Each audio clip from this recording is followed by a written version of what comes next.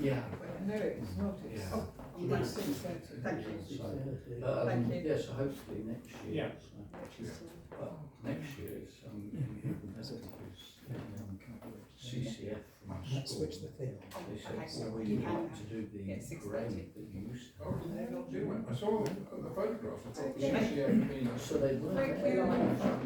Committee members, and welcome to the Heritage and Townscape Committee meeting for November the 13th, 2023, and welcome to one newly co-opted member, Keith Heaven, who many of us know and was previously a councillor. So welcome Keith, representing the Environment and Conservation Group. That's it? Okay, thank you. One of the items which both the town clerk and I missed on this agenda was the chair's introductory remarks, and I hope you'll bear with me that although it's not on the agenda, I will make some introductory remarks. The first is about the planning appeal for development of the land south of Whitefriars Meadow, which took place on November the 7th and 8th, run by a planning inspector, and it was attended by a number of town councillors, whom I'm pleased to see all of them here. They include myself, Councillor Ripley, Councillor Shushak and Councillor Mallet. I think I've got everybody because I was unfortunately unable to attend the second day when I think Councillor Mallet was there. There were also numerous Sandwich residents, particularly from Whitefriars Meadow, and they spoke eloquently against the planning appeal, which of course as town councillors we were also doing because it was town council policy to oppose that planning application. I'm not quite clear when we can expect to hear the response. I've had various dates given to me, some of them, one of them in particular, before Christmas. Well, I think that's very unlikely. So I think we now do have to wait. I should add that I thought that the planning appeal went well. I'll put it that way. And hopefully things will work out for us. Welcome. The second issue I wanted to tell you about is this consultation on changes to parking arrangements for the cattle market. Now, this came into my inbox as a Sandwich resident because I'm registered to receive press releases from Dover District Council. It came into my inbox, as I remember it, last Friday, and the consultation on these new arrangements, we have to get a response in by December the 4th, which gives us very little time indeed. And I think this is a very important consultation for Sandwich because it is triggered, I imagine, I'm not absolutely certain and I don't know what has led up to this, by the problems and issues that have arisen out of the bus stand being located exactly where it is. And the new plans seem to involve more double yellows, but no suggestion, as far as I can see, of how those double yellows would be enforced.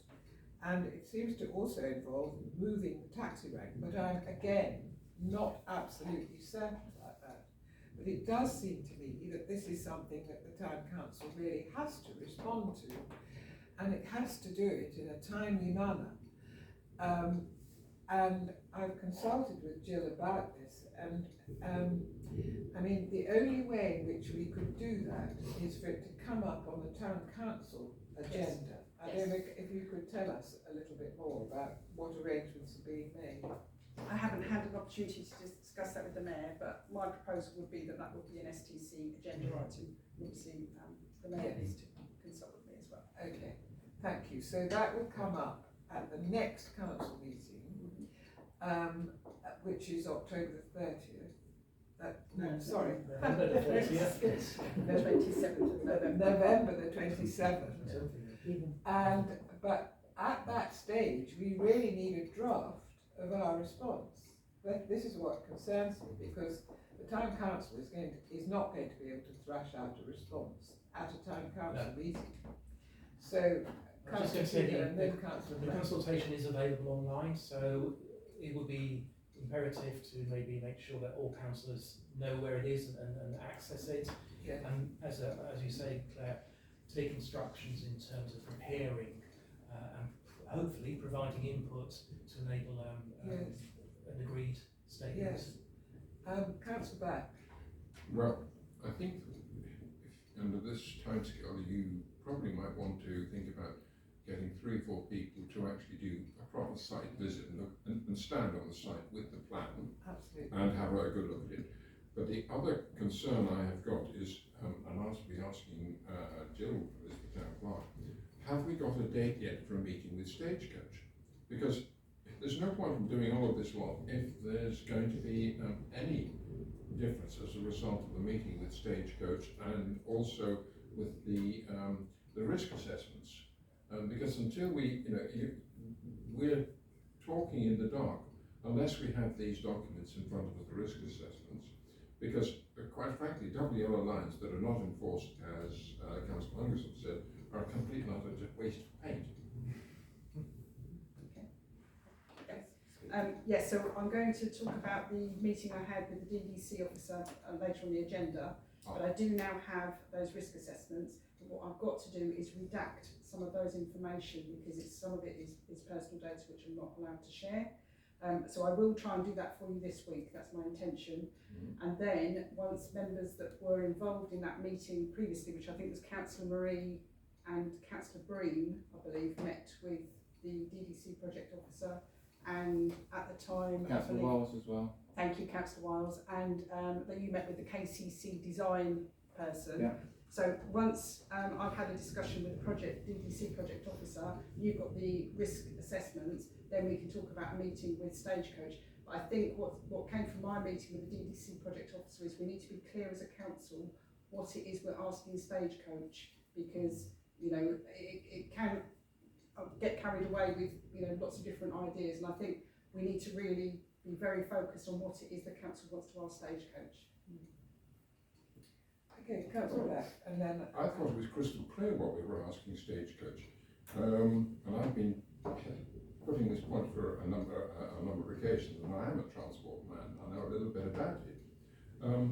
What we wanted to do was get Stagecoach's input into, is there a better layout, which would also take account of the risk assessments, which have been an awful long time coming. That's not a fault of anybody on this council, let me stress. But I think we're going round and round in circles.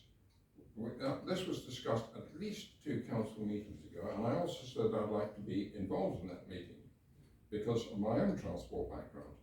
Now, I fail to see what it is we want to ask Stagecoach, because is there a better layout or is there not a better layout? And that's a quite simple transport operations question. If I've got that wrong, please correct me. yes, one more comment, and then I want to bring this Oh to- yeah, I was just going to say, I believe the parking places regulations, I would put that as totally separate from the matter to do with the bus stand and Stagecoach, and the priority on the parking places, I think, has got to take priority, and we've got to move forward on that because of the deadline you said, Councillor Anderson. So I would say the Stagecoach thing is very important, but we can't actually see that we will get an answer from Stagecoach before did you say the 4th of December? I entirely agree. So I believe we should take the parking regulations thing first. Yes, it was the remark that I was going to make, that I don't think we can delay our response to this consultation because we're waiting to hear from Stagecoach, which could be forever. So I think we need to put together perhaps 2 or 3 people to produce a report that can go to the November the 27th Town Council meeting, which would be the response of the Town Council to the consultation. So would people like to volunteer to be on that? Don't all speak at once. Me is one. Okay. Councillor Black. Councillor Black. I was on, was it? Okay. I was Councillor Councillor Freeman, Freeman, right, just for a start. Yes. Yes. He's not here tonight. He's not here tonight. I think we do have to move very quickly. So I, with Councillor Black and Councillor Ripley, will arrange a meeting as quickly as possible, and it should be a site meeting, and we peer at this plan, which I've actually found rather difficult to understand,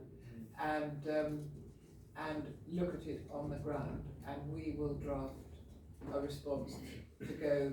So what's the deadline for the November the 27th meeting? It is Wednesday, the Wednesday before, sorry, I've got a calendar in front of me. Next Wednesday. 21st. Yes. Next Wednesday. Yes. Okay, so we'll have to do that. Yes, pretty- week Wednesday, yeah. Okay, thank you. And the third item I wanted to raise under introductory remarks is an email from the voluntary tree warden, Nikki Warden, telling us about plans for tree planting, which is part of our ongoing action plan, which Nikki is running. So she's saying that as things look at the moment, the school children will come on Thursday, the 23rd of November, 1 to 2:30, in a small group and plant a short stretch of hedge. This is the hedge that's going at the back of the fence, that at the back of the Wake garage. And she says she then anticipates the date for the rest of the planting on the 26th of November, which is a Sunday, and most likely 11 to 2. Could you check how many councillors from Heritage and Townscape Committee are likely to come along to help, if I have a rough idea, before I set up limited number tickets on Eventbrite? Now, I am assuming that given that there are children involved, that we don't have to have DBS checks. I have one personally because I'm a trustee of the Jubilee Centre, which is completely up to date, but I'm just wondering what the position is. So Yeah, I mean, presumably these children will be supervised, Well, so they have supervision, and you won't be on your own with the children, that's, yeah. But okay, anyone that has DBS checks obviously will be covered. yes. I've just got mine renewed last week Okay. actually. So if you would like to come along, Nikki would like numbers. So would you like to put up your hand if you're able to come on the 23rd of November between 1 and 2:30? Did you say, sorry, did you It's say a that's a Thursday. Sunday? No, it's a Thursday, and then there's the 26th of November, when she wants to do the rest of the planting, which is a Sunday. Yes, Yeah, oh yes, I'll say I'll come Okay. along. okay, and so can we all, What was the time Thursday, sorry? so Thursday, the 23rd of November, 1 to 2:30, 1 to 2:30. and Sunday, the 26th of November, 11 to 2. But she does say this is weather dependent and tree delivery dependent, of course. Annoyingly, I still haven't had confirmation. So, if you could all give your names to Jill at the end of this meeting, then Jill can contact Nikki and confirm with us. I can do Thursday. Thursday. Okay. And there may be other councillors. I mean, I know Yeah. Councillor Fortescue is probably rather interested in planting, and so it could go out to all the councillors. Yeah, and invite them. absolutely. Yeah. Yes. Okay. So now we're on the main agenda. So item 1 is apologies for absence. Thank you, Chair. We have apologies from Mrs. C. George. Thank you. Item 2, declarations of interest. To receive any declarations of disclosable pecuniary interests from members in respect of business to be transacted. Yes, It's not Councillor Grant. pecuniary interest, but I do know quite a lot about railway safety and railway operations, and I will be commenting on them, but I'll declare that now that it's not a pecuniary interest. No, that's an expertise, which Yes. I don't think it's an It doesn't rule you out. Rules you in. I've declared it. Councillor Carter. Oh yeah, I work for the company called Southeastern, but as I pointed out before, Southeastern actually run the rolling stock, Yes. so they're not involved with the infrastructure or the electronic gates at all. So I don't think that counts. No. Actually, because it's interesting that this letter went to Southeastern and they immediately passed it on to Network they Rail. did. That's because we don't deal with infrastructure. Okay. Item 3, co-option update. Town clerk to share a verbal update. Thank you, Chair. As you can see, Mr. Keith Heaven is now co-opted to the Heritage and Townscape Committee. Welcome. And he is here to represent the views of the Sandwich Environment Conservation Group. The volunteer tree warden views are not represented at the moment by Mr. Heaven. She said, but she is hopeful that Councillor Simon Mallet will be able to undertake that role for volunteer tree warden going forward. But I'm not sure she's had that conversation. Yeah, that's quite the detail of how that works. Yes, yeah. She wanted me to It's rather sort of she wanted me to communicate that this Yeah. evening. Oh, you should have a little sign with a tree on Yes. to indicate when you're speaking. As a tree, yes. I'm now a tree. Okay, Open is the that branch. accepted by everybody? Yes, let's Yes. all do it. Yes? Thank you. Okay, I think that's that item dealt with. Yes. Okay, item 4, minutes of the Heritage and Townscape Committee.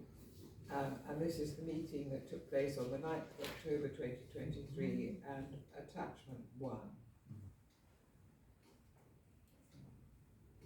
Find it. Okay.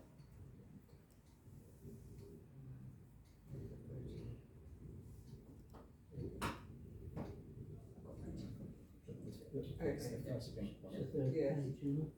Yes. Okay. Yes. Are these minutes? 9th of October. Yes, I've got. Yeah. That's fine. I printed them without the draft on. Yes. Does anybody have any comments? Yes, I'll take Councillor Carter first because I think that might be a I quick was one, going and then Councillor to Duke. recommend acceptance of the minutes based upon Councillor Tuker's queries that he made. Okay. Okay. So Councillor Duke. Yes, so the good news is the numbers are getting less. I have to say, I do go through the minutes Okay, with okay. with the town clerk before this agenda, and most of the points are Yeah. reiterated. It's just making sure in our line of view a few actions are outstanding. So the automatic payment facility for disabled toilets at the quay. I've still got that one outstanding. Yes, so the contractor, I've had a bit to and froing with them because I think the original suggestion of the repair, we were not convinced that it would be a solution. So Simon went down and took lots of photographs. I've had another email exchange and now he's confident he's going to come onto site with the parts that he needs. But I haven't got an exact date yet, but I'm hoping by the next meeting the repair Which will might be be done. next year. Might be sorted. Town clerk to contact Dover District Council in relation to the payment of mooring fees. That hasn't happened yet. Also on the opportunity for a town trail and related matters agreed, town clerk would approach DDC park teams and the heritage officer to seek their attending this meeting. Yes, so they couldn't make this meeting, but what I have spoken to Councillor Anderson about is hopefully it'll be the December meeting, but I need clarification. I need, if we delay the December meeting as we've got on the agenda this evening, it will be the January meeting. But I have had conversation with the heritage officer and she is definitely able to attend. Brilliant. It is likely to be a pre-meeting. Okay, that's good. Yes, and in fact, we talked about whether it should be a half-hour meeting or an hour meeting, and decided it should be an hour meeting. And they would be invited to come at 5:30 to precede this meeting. Yeah. I'm not clear about pre-meetings and whether they're in public or not. No, no, they're not in public. No, this is for Information. members that have an opportunity to talk to officers about any, clarification and things that you want, seeking their opinions or expertise with what's happening. Just two final things. Infrared cameras. That was, I think that Simon will come up and Paul. under the projects, when we look Fantastic. at projects. and then just one, and it's actually about minutes rather than an action. I want to pick up when we get to the conversation around the projects themselves about street furniture. So they do feature in the minutes, Yes. and I'll pick it up when we get to the Absolutely, projects. absolutely. Okay. So that's fine. Thank Thank you you. very much. Thank you. I have my own pickups from the minutes. I don't know if we can just, and I'll come to you in a moment, Councillor Marie. The first is about a war memorial plaque, because it's distressing. I find it distressing that we can't read the fallen, the names of the fallen of the Second World War. So could you tell us where we are? So that is on the agenda, but I'm happy to do it now if you want me to. That's why I didn't It's- mention. Yeah, it. item Oh, 12. on the agenda. Oh, I'm Item sorry. 12. Okay, well, yes, okay, let's leave it till then. Okay. And the second one is about the location of the Visitor Information Centre. Now, I know that this is a deeply controversial subject. However, it does seem to me that it would be very useful if the council could do an exercise that looks at the allocation of space within the Guildhall. And personally, I would like to see that as a discussion. I haven't talked to the mayor about that at all, but I do think that we should do that as a council. We should look at the allocation of space. And that presumably it has impacts on the Finance and General Purposes Committee, because some of that space could be available for hire. So, and obviously is already. But that's, I just wanted to flag that up. I don't know how we could, progress it, but yes. I think it will come through. We've obviously got the assets officer role that is being still advertised. I had to extend that for 2 weeks because we didn't have enough interest. Also, there is the finance and assets working group that's just started. So I think that will draw out some of this as well. But I totally agree. And the Museum and Archive Committee, even, that will be a topic discussed there. Because obviously with the temporary exhibitions that Minnie's been working on, that if we're not going to say that space is available for temporary exhibitions, then, that changes things. So I think there are, progress towards a solution here. But what I don't think is a good idea is for council to rush into a decision without all the information and the facts before them. Yeah. I mean, it does seem like a topic that might be suitable for a working group, as long as they can work quickly. I don't think it needs a working group. I think we should just follow what we've always done. We talked, we had loads of discussions about the museum, about the space. I mean, it's used by the town warden, wasn't it? And the PCSO. That was just temporary, wasn't it? It was. Part of that space. It had been designated. We had a grant received to turn that into the museum. And I think it should go 7 days a week, where it has been for about 3 years in the foyer. Yes, well, I think there will be others who have a different view. Well, I know there will be, but it will be a democratic decision. It has But to be a democratic decision. I think we did decide before, and I think what the reason why we did that, because it protected the staircase of people visiting during the day. Otherwise, you didn't know who was coming in through the main staircase going up in anyway. I don't want us to have a discussion No, now. I know. But I do think it has to be a democratic decision, and that we have to provide the right setting for that to be a democratic decision. And we have to think about the best place for that to be discussed. And maybe the finance and assets working group is the right place for it.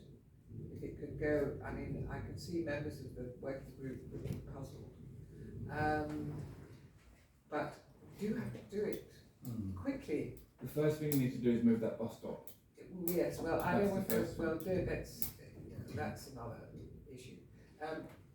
Councillor Carter, and then perhaps I've set a hair running, which I shouldn't have done. Yeah, thank you, Chair. Just very, very briefly, what, from my perspective is to protect the town clerk and the Guildhall staff from having more responsibilities and more workload.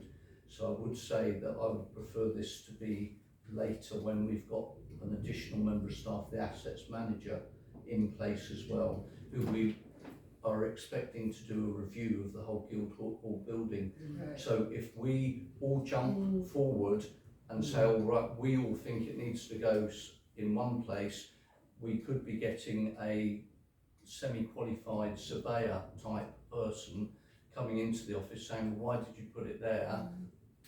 Because if you have this here, you can have that there. And I don't want that work to fall back onto the town clerk, who's got enough work already. So Okay. I would prefer. I'll come to Councillor Marie and then Councillor Schuker and then we'll finish. Councillor Marie, Yeah, thank and you. it has to be relevant to the point that It we're is, talking about. it is. So just quickly, want to thank the Mayor and Town Clerk for the wonderful service yesterday morning, very well organised. Minutes 10:23/4, the Tourism Forum, the terms of reference to be shared with the STC. It was shared with the STC on the last STC meeting. However, they were said to be brought to the working group, and I specifically asked if they could be brought to this meeting's agenda, and they haven't. But I asked them why they're not there, please. Simply capacity at the moment. I've got other priorities, and I do apologise because it is something I know is important, but sadly other priorities have taken them over. There are things that obviously Councillor Suker's asked me that are about 3 months as well, so I can do no more than I'm doing at the moment. Okay, that's fine. That's an honest answer. Understand. Okay, thank you. Councillor Schuker. Sounds like a night of rabbits out of the hat. Yes. In terms of the finance and assets working group, if there's any impact on the terms of reference which have been approved through the committee, it will need to go to the committee first. Which terms of reference are you talking about? We have a terms of reference and working group that The we've work- approved. Yes. The capacity, there is no capacity. We've got 2 priority tasks which the whole resource is now allocated, split across both, and I would put them above an important issue that the ones that we're looking at I think are more important. Okay, point taken. Right, I've raised a hair, but it's an important one. Okay. So, where are we? So you need to agree the minutes, yeah. Oh, yes.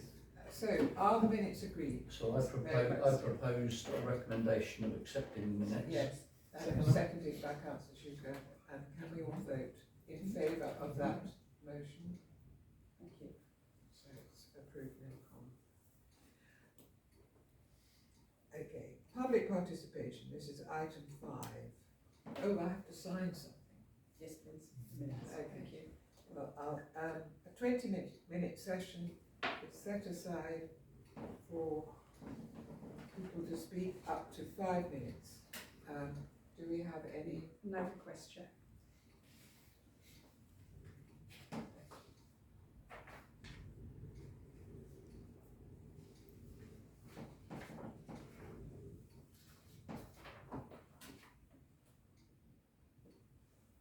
Okay. Yes, thank you. Item 6, street furniture for the Guildhall forecourt or square. We still haven't really decided what to call it.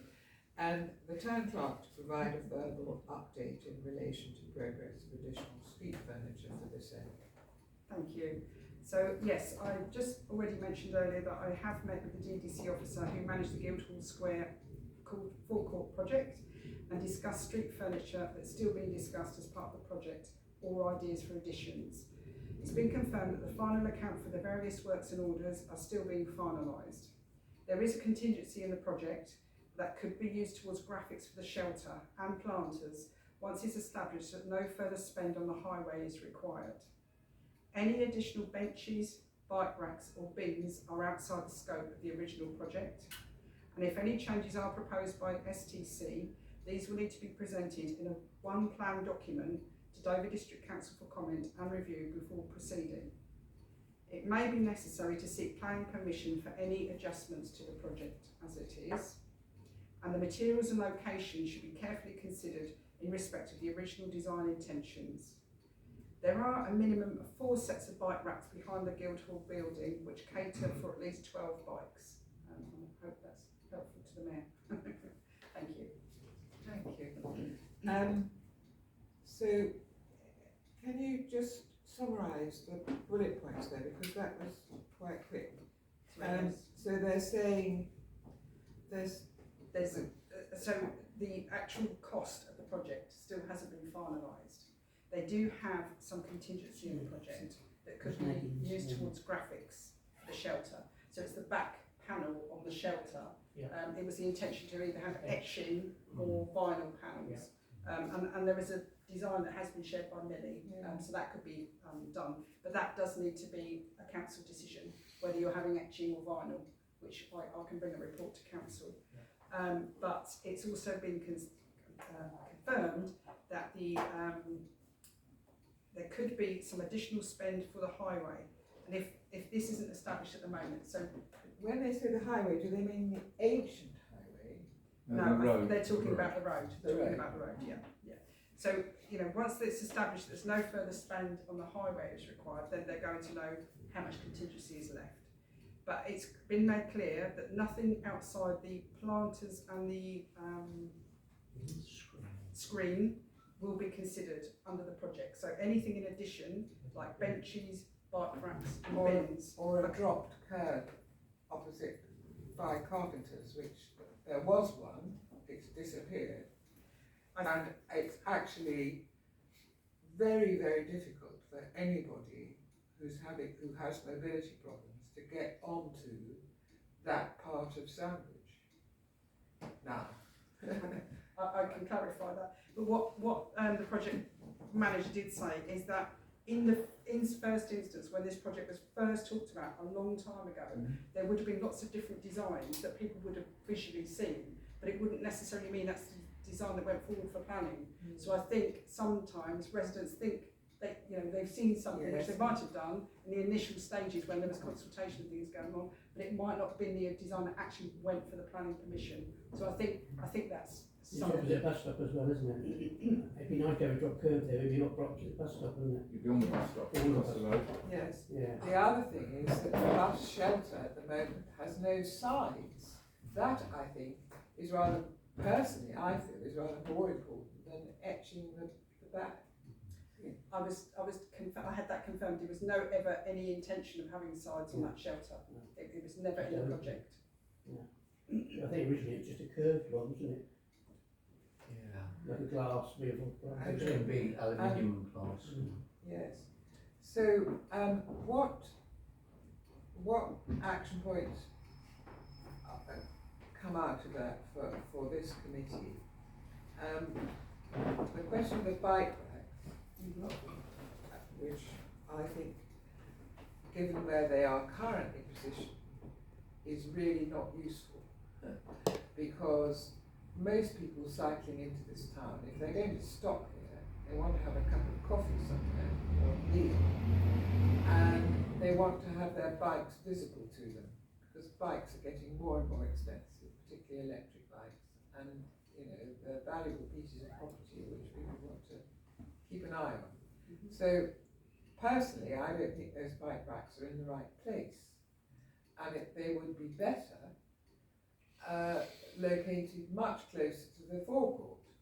That's the forecourt side, so that people at the sandwich shop or any other eating and drinking outlet, which may, Costa's is another one, which may face onto the forecourt now and in the future, cyclists can actually see their bikes.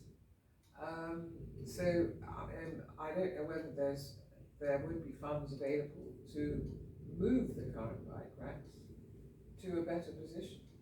No, I'm told that anything to do with the bike racks would be for STC to fund, but what you need to be mindful of as well, it will likely want planning permission, and if it's going to be attached to this old building, the heritage officer will need to be Yeah. consulted. They wouldn't like Right, that, that's don't really they? tight. To create an open square, we don't want to clutter it. Yeah. No, but And it's not just that, if you bring bike racks onto the forecourt, somebody will be impacted. So it could be a market stall holder, Yeah. it could be the sandwich, yeah, and so it goes, it could be the ancient highway, KCC owned, so it's not just saying we like that space, let's put a planning application in. Actually, I think there's unfortunately a bit of consideration around this. So I was just going to say, Chair, I'm actually undertaking a project to review yeah. bicycle places, and instead of moving the ones that we have at the back of the Guildhall, actually will be proposing these smaller ones that are literally just go on the wall, so that they do not block if you have an event or stall holders there. So they would just be on the wall. We might have to get permission to get them put on the wall, but bicycles could be slotted in and locked within sight of the cafes. But I wouldn't suggest, my proposal will not be to move the quite large and clumsy ones. It's when you're up there, rotten. Okay, so, I mean, we'll come to bike racks later on in the agenda anyway, but is there anything that the town clerk thinks we can do as a consequence of this? It's simply find the money to do the things that we want to do. So I think there will be a report to council about the etching or the vinyl on the back panel. Clearly there is, from this meeting as well, there is the issue with the stagecoach, so I can follow that up. And then anything really that comes out of the projects here, I think if it's benches or bike racks or bins, that could be something that could be considered by the Heritage Townscape. Just on the bins, Councillor Shuker and then Councillor Black. bins were talked about incessantly, because there was lots of complaints about surely not just those bins. The story I was always told all along was that larger bins were coming.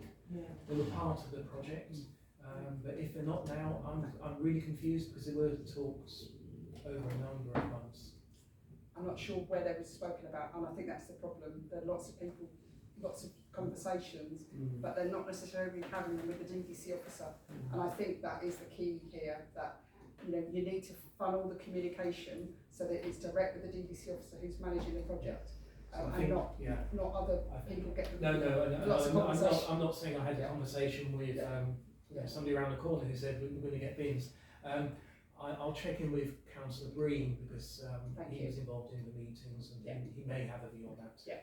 And there was a suggestion that if STC want to, in the summer months, they could have larger bins that would be out on the square forecourt, but only for the summer months, to improve capacity. But in the project, those bins that are currently there were the original bins in the project, and that's what we've got. Okay, Councillor Black and then Councillor Ripley. Yeah, it's the bus shelter, I mean, the prevailing wind is westerly or southwesterly, and to have absolutely no blockage on the west side of that bus shelter does seem a bit perverse in Britain. I mean, come on, it's not as if we're in the Mediterranean. Yes, I mean, basically you've got a rain shelter when the rain isn't being driven by the wind. That's all that you have. And it would strike me that would it be better to spend money on having one side to that bus shelter, because the easterly wind is fairly rare, and forego any additional decoration to what is basically a south-facing wall. Yes, I would agree with you, Councillor Black. Councillor Ripley. I'm just slightly confused about this thing about having larger bins in the summer. If they're available for the summer, why aren't they available for the winter? That doesn't make any sense, does it? So these are temporary bins that STC would be funding. So they're not Dover District Council funded bins, they would be STC. And it would be if STC want to put out a temporary bin in the summer months to improve capacity on the Guildhall Square forecourt. But of course it is a council decision, it's not something that... And this is what Dover District Council says we can do, it's very generous. Councillor Marine. Yeah, so could I ask, so the funding, the money side of things, is there money left over then from the project, or is it all gone? So we don't know yet, is the honest answer, because the actual read it again. The final account for the various works and orders are still being finalised. Well, that's- So they don't know yet what the final cost of all the works and the orders are. So there is contingency in the project, which can be used towards the graphics for the shelter and planters.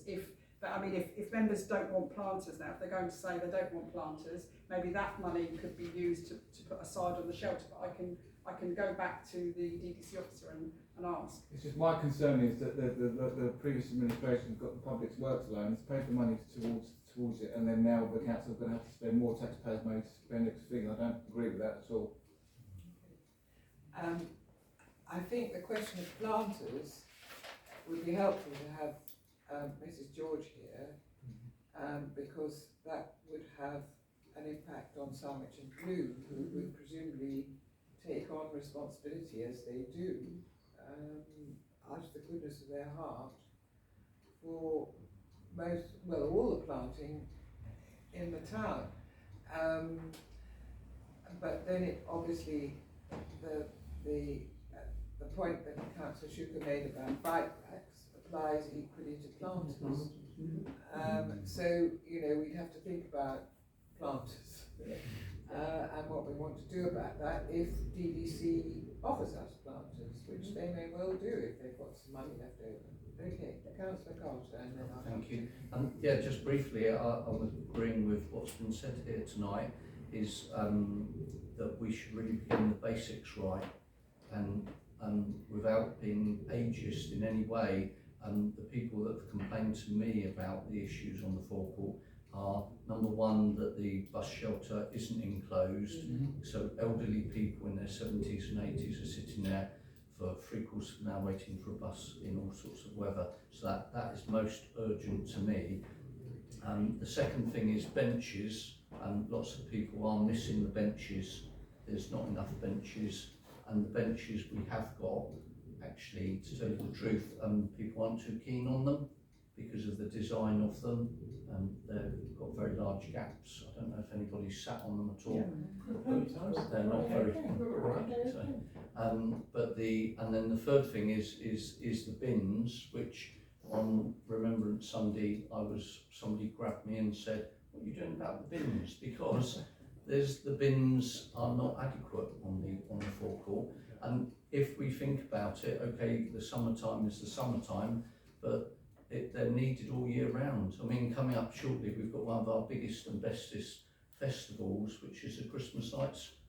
When there be food, drink, disposables all available, how are all those disposables going to go in the small bins that we've been given? So I think the bins, if that's what we were given in the design, I would say that the design is totally inadequate that DDC's put forward, and I would say that we should look at going away from the planters and the etching to try and use as much money for the priority items to look after the people that actually use the square on a daily basis. Thank you. Yes, just to pick up on what the Mayor's just said about the events. So the events generate trade waste, and they are actually responsible for removing their waste. We need to be mindful of that. All stallholders that are on the square for any event are told to take their trade waste home with them. Thank you.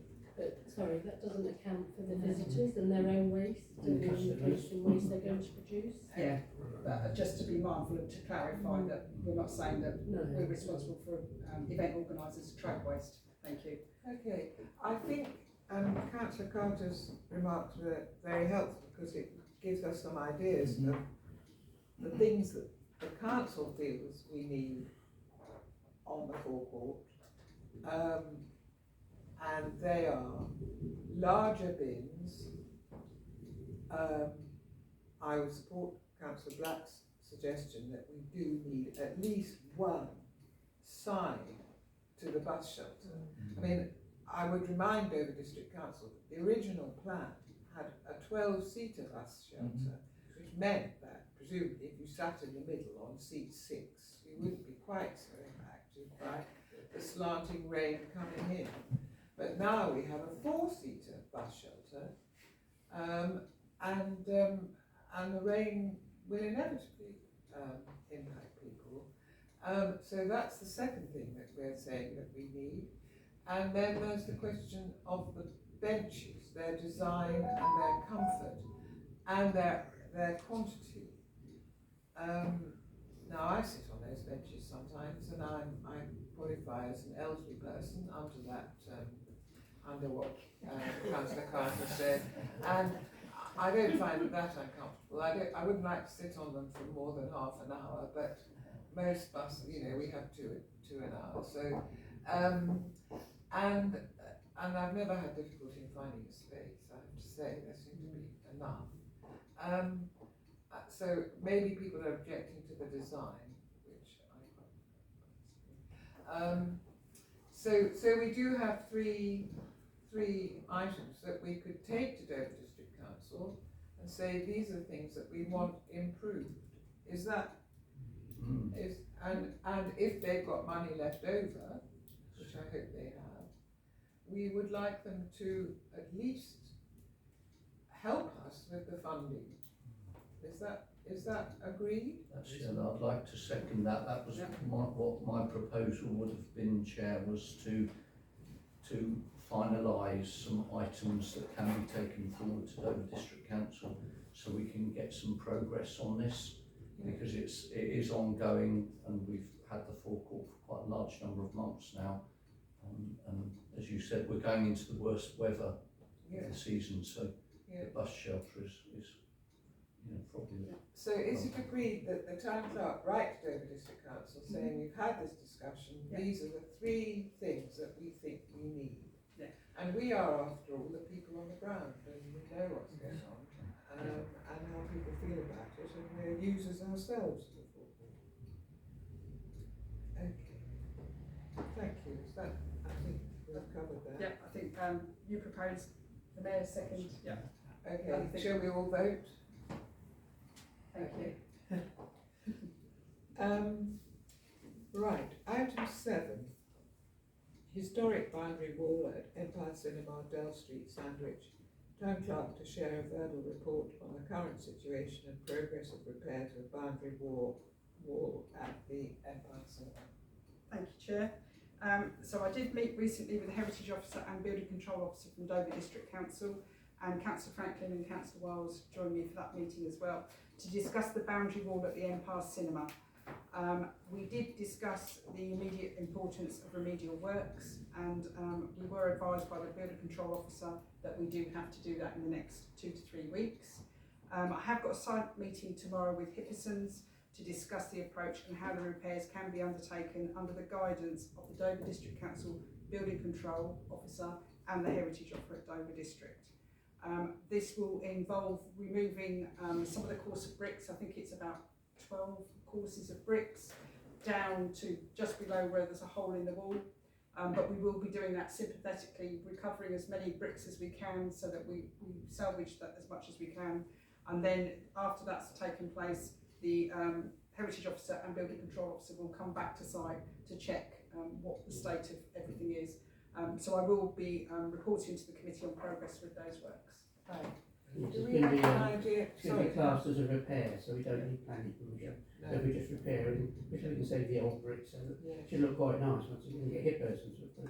I know that there was some question about cost and responsibility, that it is a party wall of some kind, and that we could perhaps share the cost with the owner on the other side. Yeah. Would you like to? So obviously the urgency doesn't doesn't permit me to have those conversations yet with the neighbouring property, but I did make it clear, because they did make themselves known at the site meeting. I did say I would be in contact with them about that. So that is something that I am in the middle of getting advice on. Yeah. Thank you.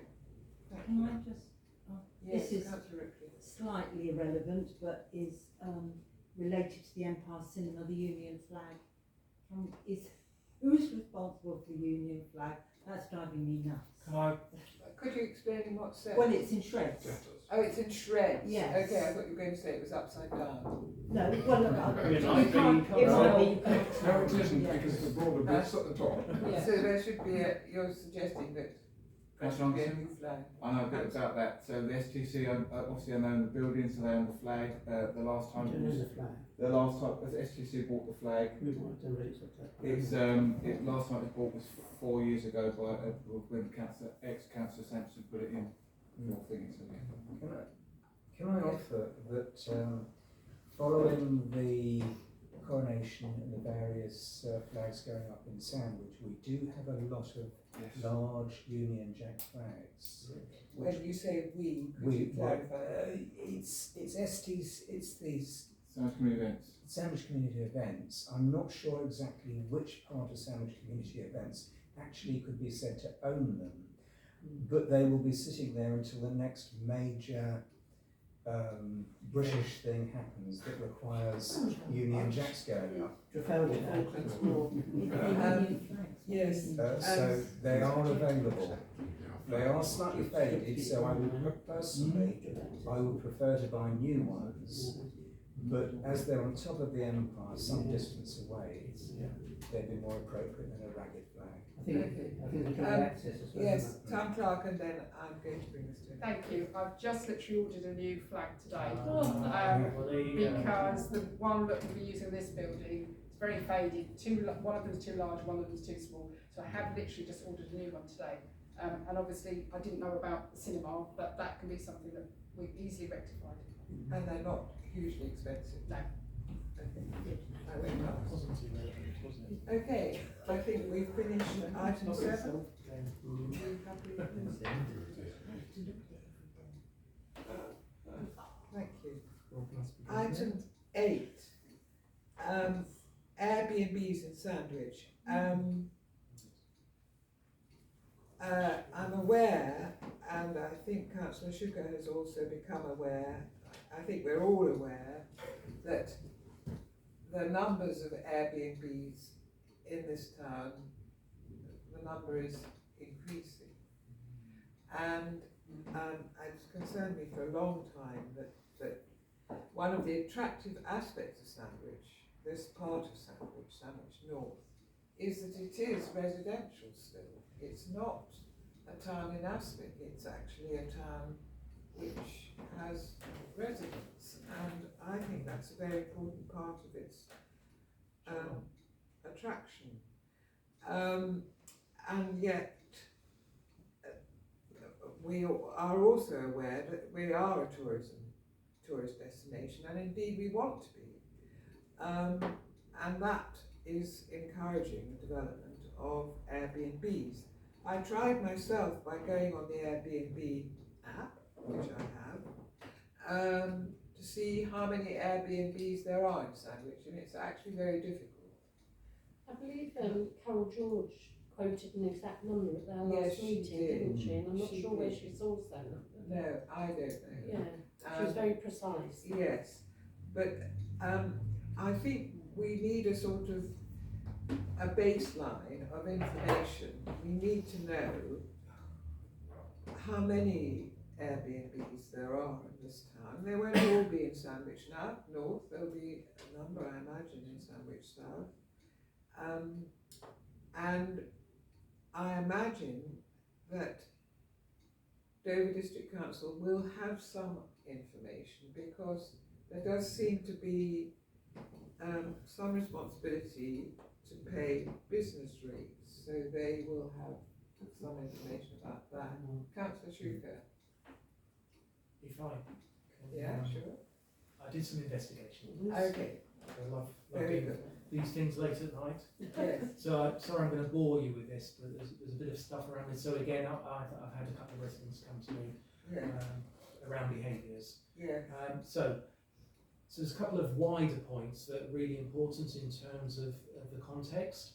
So from the 1st of April this year, the Valuation Agency introduced new rules for English owners of short-term lettings. So this isn't just about Airbnb, and that those that are claiming and often then benefiting financially from business rate status will have to actually prove they've met the existing minimum 70 days let. 70 days. Yeah, or 140 days available criteria in the previous year. So that is a legal requirement in terms of business rates, because actually it's advantageous to be on business rates as opposed to council tax.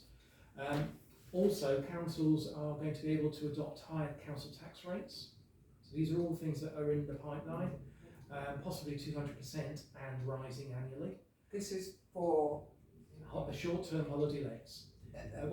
Properties including second and holiday lets, second homes and holiday lets. okay. So I just want to be clear. So if you qualify to pay business rates, that's less than council tax. Yes, that's what's But- advantageous.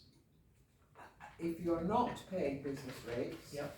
then you may have to pay double council If tax. you've got a second home or a third home on those homes, or if it's a short-term holiday let. Okay. The other thing is, after 20 weeks occupancy per year, any property let for short stays must move across to paying business rates. Now, all of this is around people actually being honest, etc. Let's keep that in mind. Central government also has two other things happening at the moment. Department for Culture, Media and Sports looking at a mandatory registration scheme for short-term lets that would allow councils to see exactly where and how many holiday rentals there are in their district. Okay. Separately, the Levelling Up Housing and Communities Department, if it's still called that today, I don't know. They did run a public consultation from April to June this year on the issue of any new short-term holiday lets having to seek planning permission when overnight stays are above either 30, 40 or 90 days. That's the consultation that's underway at the moment. The results aren't out on that. So, I also spoke to Dover District Council. Can I just ask Yep. another question? Yep. This is preparation for a bill. It's not actually legislation. No. And there's no consultation. timetable for when No. the bill would go to Yeah, Parliament, and we've got and an whether election next indeed year. it would be in this parliamentary session. Exactly, yeah. Now, these are things that are bubbling in the background. Okay. So we've got limited powers, almost no powers around managing this. Around moving from council tax to business rates, that's the District Council. However, I've spoken to them. I've been in contact with Dover District Council. They've invested in a reporting system called Air DNA. Okay, but from that they know there are 850 properties around the district. Sandwich District. Around, Dover. but they cannot identify where they are. They don't know where the detail. They haven't got addresses, etc. So they've done whatever way it works. Their reporting system has identified 850 properties.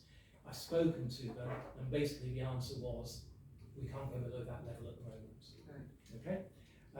So, and then picking up on some of the things you said, Claire, I thought we need to baseline it. Yes. So we need to find ways of doing that. There are different ways, different, booking doc, all those things. Once we've got a view, we can then begin to assess the impacts. It's not all negative. Yeah. Some are positive, really important for owners in terms of income, and also about people coming to the town. Yes.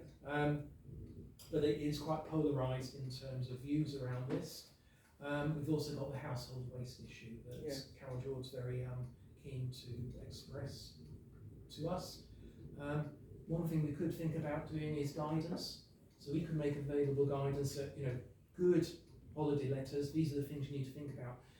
My personal experience, I had a couple of relatives visit weekend before last. The property they stayed in wasn't safe. The house owner had removed all the internal doors downstairs deliberately, and the doors, it wasn't there were hinges missing, they had completely filled in the door frames, so that property has no doors downstairs. Running a business, that would not get... No doors? Yeah, exactly. It's not an open plan house, but they've made it open plan, and that would not get past the fire regulations as a holiday let. This is what I find very worrying about Airbnb and Uber taxis, that they're not regulated, and that's why they're so cheap. Yeah. And I think that's very, very unfortunate. So we could survey, try and find out how many. We could also look about maybe guidance for good people who are letting in a proper way. That would be helpful, I think, to go on the website. Yes. Councillor Carter and then Councillor Malik. Thank you, Chair. Yeah, I've been through this before, and so I work for Canterbury City Council, and one of the major issues, of course, in Canterbury that's developed over the last 20 years since I was working at Canterbury City Council is student lets. And we had exactly the same situation before Airbnb had even been thought of, or the app had even been invented. We had problems with student lets. And the council, Canterbury City Council, which had a large amount of resources at the time, couldn't enforce anything. They couldn't cope with student lets. People were either letting just private rooms, or they were letting whole houses and all sorts of things. And of course, you know, it wasn't mandatory that they had to register their properties and all sorts of things like this. So unless it's an HMO, HMOs come under a different. So if it's the whole house with several occupants, came under the law known as houses of multiple occupation. So Canterbury City Council went about it in a different way, and this is the way that I would suggest that we go about it, which is Councillor Tuker's second point of action, which is the guidance one. I don't think Dover District Council will ever enforce this properly or effectively, as Canterbury City Council didn't with the student lets. And I think the option that is open to us is to draft some documentation that we can give to known properties, get in discussion with. I personally went out in Canterbury and we went to student lets, and that is exactly what we did. We took guidance notes with us, we met with the owners, we said we're not policing you, but this is what we would like you to do. And there was guidance notes raised about no, late night revelling, parties, noise, because it's in a residential area, and particularly to do with the waste, which was the issue up in Canterbury, and which was bringing vermin and all sorts of things in. So I think we should be really directing our forces, instead of trying to control something that even Dover District Council can't control. I think we should go for the second prong of attack, which is to draft some guidance. And we could even have, God forbid, that this council could actually talk to the owners and invite them into the Guildhall and say to them, Airbnb owners, please come to the Guildhall, and we could have a seminar. So, and we could give an overview, we could have Dover District Council officers there and say, nothing, it's not policing, it's not mandatory. If you'd like to come along, we can give you some advice to help out. So that's very that's helpful, my suggestion. But how would we find the Airbnb owners? If we can't go below the 850 for the whole district level, how do we find the addresses that are? So I think we could do the searches online. So if we went for the searches online, I do know there are a number of organisations in this town that are what are called management companies, and there's management companies that are managing Airbnbs currently in this town, and I know of at least 2 of them already. So this seems to me to be another project that we should add to the list of projects that we already have developed. And we're not going to do, I said at the start, I thought the most we could do was 2 or 3, and then you all said, oh no, we can do all of it. So I think, we are going to have priorities. Sorry. It's more of an observation. Any Airbnb property was a vacant property, clearly because nobody's living there. And that vacant property is vacant because somebody who used to have an assured short-hold tenancy or was renting it long-term is no longer wanted because there's more money to be made in Airbnbs. And I think this is something that personally, I am in the rental business, and I wouldn't go Airbnb because I think it's the wrong thing to do. Because there is a huge shortage of rental properties to the extent that councils, citizens' advice, anybody will give advice to the tenant of how to remain, often against the best interests of the landlord, who might be a good landlord. I think the other thing that's happening is that houses are being sold straight to Yes. people who see it as a form of investment Yes, and, there's more and money as in a it. source of income. Yes. So it's not just, Well, you know, the- tenants vacating and then making way for a short-term rent. The conversion I'm doing at the moment is predicated on half of it being holiday lets. I had to go down that route in order to get permission to convert the other half into domestic. Right. But it was a barn. Okay, we'll add this to the list of projects and people will hopefully come forward to look at this. We've already had some great advance from Councillor Schuker, but it is legislation that's in the pipeline and with the change of government, which May not be a priority. it may not be a priority. No. Okay, I think that we've aired that enough. Do you feel you've got? Yeah, Yes. I've got it. Item 9, level crossing incident on Woodlandsborough Road. I expect that some of you will have read what happened, I wrote a report. It's attachment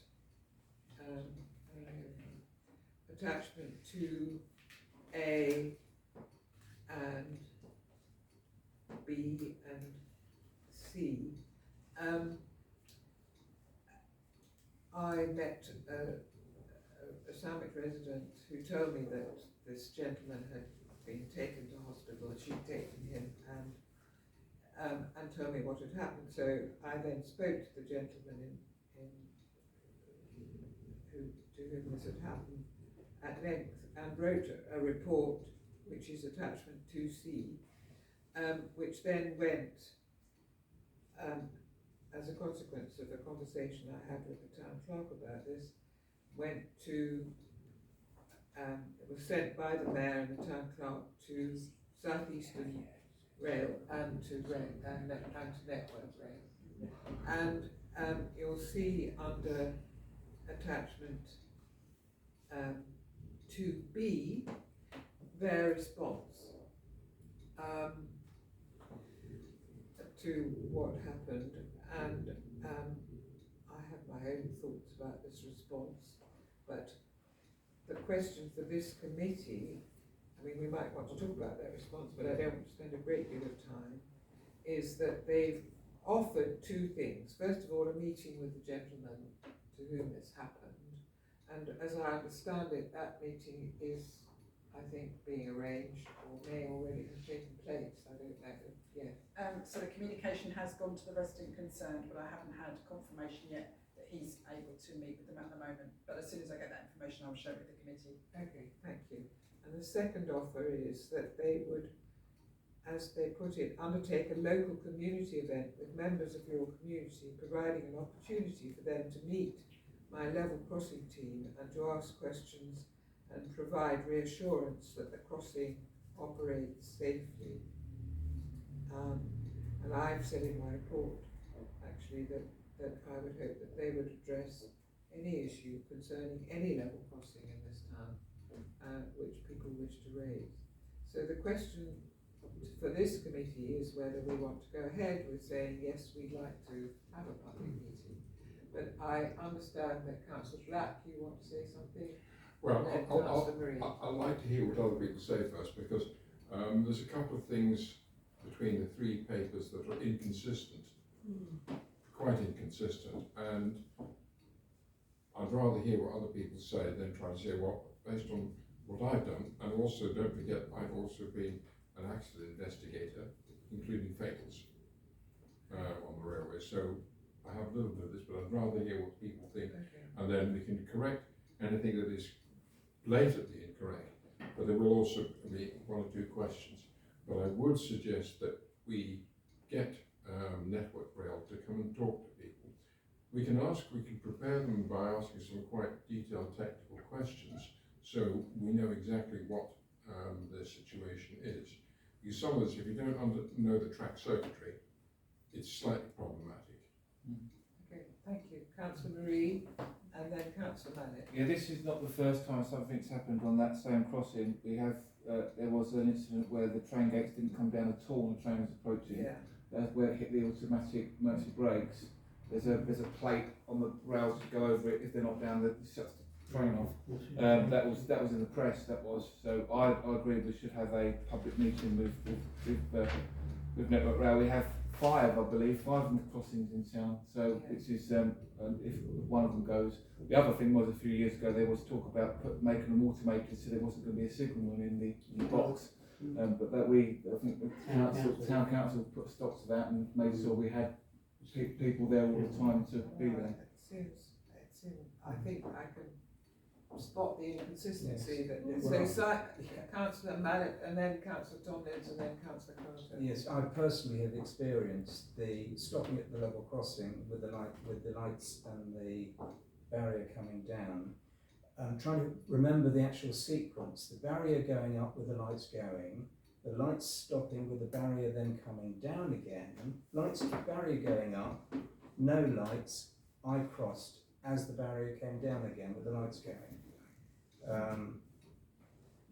That sort of thing, not precisely, but it was so inconsistent and it was very difficult to actually work out, what am I supposed to do now? Yes. So it does go wrong. Yes, it does, and it's very surprising to me that there is actually a signal person looking at CCTV, and these things appear to be happening. That's what I'm astonished by, actually. That's my point, actually. I think Councillor Marie said that there was someone in the signal box. Yes. From reading the information, it was that they read the CCTV that's being recorded. They're not actually physically there. So it's hard to imagine how they manage that. No, there is Some misinterpret so that. 2 or 3 years The ago, letter says. there was 2 or 3 years ago there was a network that put a call out, a consultation out for the signal boxes around the area to be maintained in a central location in Kent. I don't know where it was. The town council and members of the public disagreed to that consultation and it was stopped. So there is a person in there 24 hours a day in the signal box 24 hours a day. That's not what they've detailed, is It it? actually says in this letter, Woodnesborough level crossing is operated by a signaller at Sandwich Signal Box Which is in New via Street. CCTV. Yeah, which is New Street. Yeah. Which is the New Street signal box. Yeah. So one of there them is a person in there looking at CCTV and making judgments as to when it's appropriate to lift or bring down the gates. Ensuring at least. Chair, I'd like to. Yes, I think Councillor Black, are you ready to say anything or do you want to I'd go? like to hear the other bits Okay, because there's 2 of them Councillor we can correct Okay, right away. Councillor Carter. Sorry, yeah, just briefly, I'm not going to talk about railways, but this is relevant. So once again, Canterbury City Council brought in something called ANPR parking. Yeah. And the ANPR parking means that cars driving in and out, and it recognises the number plate, and it has automatic barriers. Now, within the first 6 weeks, those barriers being in, we had a lot of incidents like this. And so the whole thing was plastered with signage and everything like that, but still the number of incidents continue. And I've spoken to a colleague that I used to work with up there, and they said they still get a number, several dozen a year, of people who walk through behind a car and it says barrier is coming down, and it with red flashing lights and whatever you want to put on it, and they still get clobbered by them. So all I'd just say is no system is 100% foolproof, as much as you put things on. So I don't know how you're going to address this, but Thank you. bring somebody along and discuss it with them. But you find out that the railway protocols are very, very strict. Yeah. So. Okay, Yeah, Councillor Franklin. well, I walk over 2 or 3 times a day, and I'm quite, well, I think I'm able, but very often you're coming up and the lights aren't going, and you start hearing, the lights, and I think they're on a longer delay between them lights going and the barriers actually coming out, because they come down diagonal. So if you're going to Sandwich Leisure Park, that one over on that side is still up. So they come down like here to stop the traffic. And very often that signalman must have been at fault, because I've been there before and they started to come down with elderly people and they've raised them up again. Yes, well, So, that's and I think they're trying to cover their backside really, because there was doing about a month ago, there were some rail track people there, and they were looking on the other side to put a new lighting pole up, island up, because they said it's not brightly lit enough. But I think that signalman wasn't actually, I think he pushed the button and had a cup of tea, but I don't think it's been observant. I think there was a problem. Councillor Black. Right. First of all, railway equipment is designed to fail safe. Mm-hmm. And the instructions to drivers are, even if a signal is out, is you treat it as a danger signal. That's the way the railway's done it. The price of railway safety is human blood. And I've been involved in enough accidents to know that. Secondly, we don't know the track circuitry, but usually when a train is approaching, the signal person will initiate a procedure. Will have he or she will have a look at the crossings and begin a sequence, because you've got to do it in a certain sequence. If that crossing is clear or nothing sitting on it, then he will start the sequence. The barriers come down deliberately that the one nearest the traffic comes down first, the one furthest from the traffic goes last, which means that if somebody has tried to sneak through, they still can get out. And that's the first thing. Now, the system we've got is that this person controls a number of level crossings. And it doesn't matter whether they're here or 100 miles away. The whole of Scotland is controlled by one signal centre. And believe me, that's a lot of level crossings. So that issue, I'm afraid, is not the issue. It's a nice one to have, but you can't do it, because by that token you should have a crossing keeper at every crossing, which is what they used to have, but that's you can't afford it. If the normal sequence, if an incident is reported, two things will have happened. That they will have sent signals and telecoms people immediately to check all of the circuitry, and it would be very, very unusual for the signals and telecoms people to give a false report. So it is more likely than not that the equipment is working. The issue is also, depending on the track circuitry, that until it's confirmed that all of the barriers are down, the circuitry which protects the signal will not release that signal, whatever the person does. So if the barrier had not come down fully anyway, the signal would not have been cleared. That's the way that railways operate. In the signal for the train to pass. The signal for the train to leave. What they call signals protect things, that's the terminology. The signal at the end of the platform at Sandwich Station for one direction. I don't know whether the signal is here. But basically, you'll have to have enough level crossing gates down and locked before that signal will clear, or anybody can clear that signal. So I think the best thing that would happen is that get Network Rail to come. I'm prepared to prepare a series of questions for them to ask them about the circuitry, the protecting signal, and so on. By the sound of it, when the signal operator has looked first of all at the crossing, he has either not seen the person or has assumed that the person has got plenty of time to cross over before he initiates the sequence, because there's an audible alarm first. And I was a bit funny to say that there was no audible alarm. That is extremely rare. And if S&T have checked it and said it was working properly, it may be a human error. Secondly, that the barriers don't start to come down until the lights are flashed for a particular period of time. Get Network Rail in, get them to explain to us what the sequencing is and where the protecting signals are, because by the sound of the signal has been alerted or has seen that there's a person trying to get back and has stopped the sequence. That has meant the sequence of the barriers coming down, and he's raised them again. Yes, well, clearly the gates couldn't come down because there was somebody underneath it. Somebody was So actually the track trapped circuits would not. on top of this person. Yeah, the tracks, and there's whether there's pressure pads underneath, I don't know. They're not the nearest ones. But there was no question the protecting signal could not have been cleared unless all the barriers were down and locked, because the interlocking will prevent that. This is why I say there are some inconsistencies here. But get Network Rail to come and talk to people to explain how it is actually protected. Yes.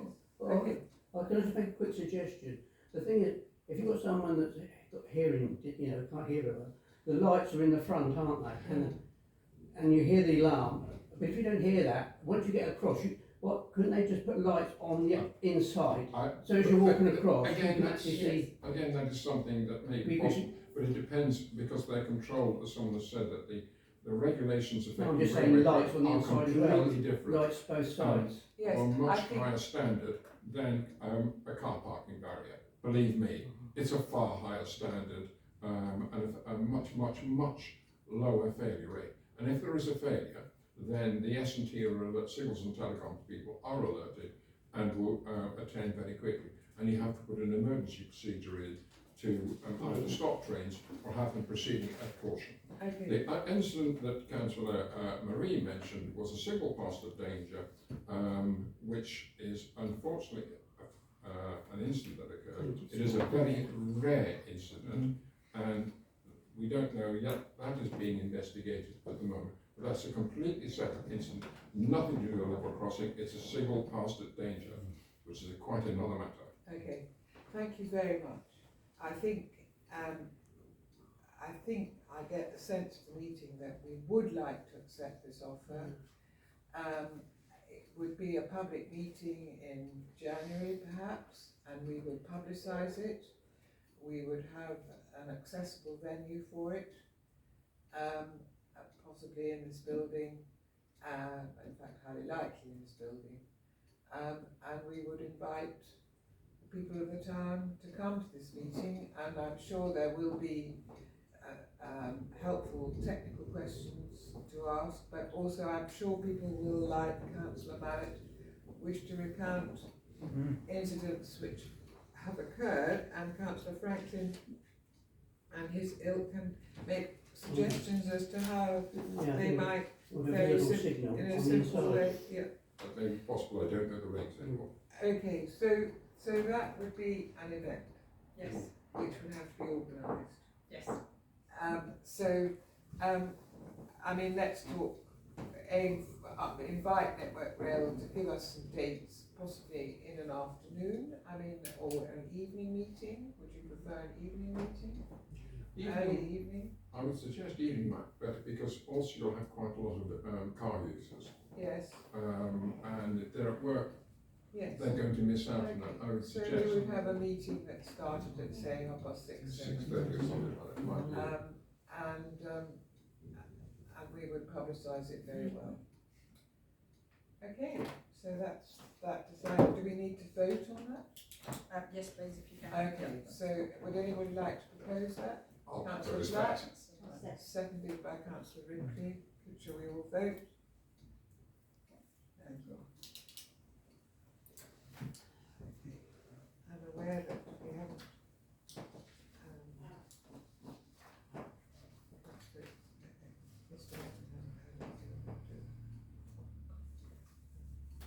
Okay, budget for projects. This is item 10. The RFO is currently working on a draft budget for the next financial year. Members are asked to consider if their projects proposed for the next financial year and to estimate costs that can be incorporated in the draft budget for council to agree.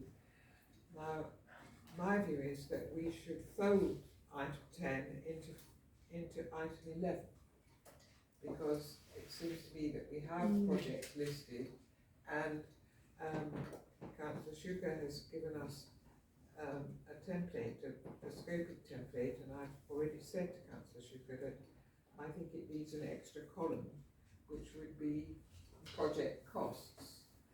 But I think that for many of us it will be very difficult to assess project costs at this stage.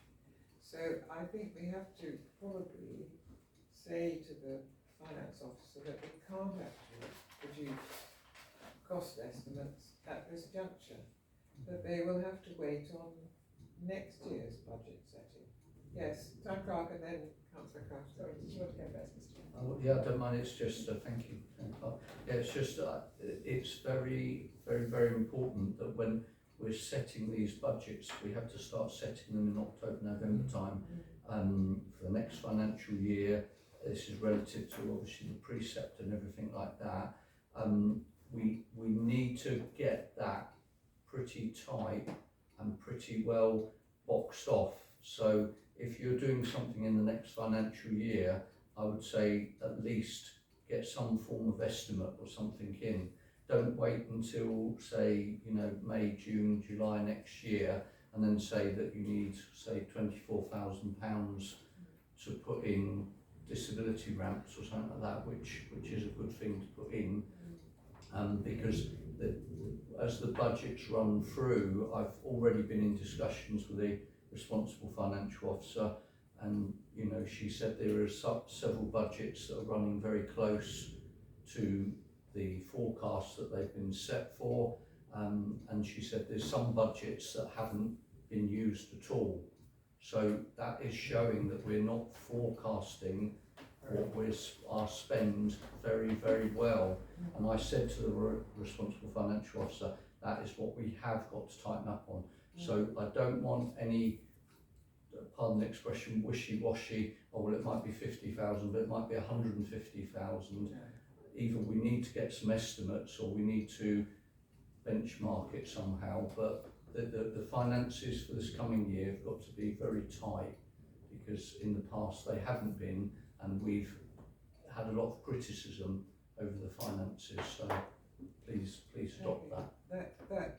I think, but if people are happy that we talk about the project costs when we talk about the projects, and that it's very unlikely that we'll be able to say anything about the project costs, but we do want to be aware that we need to get project costs very quickly in order to have them included in the next financial year.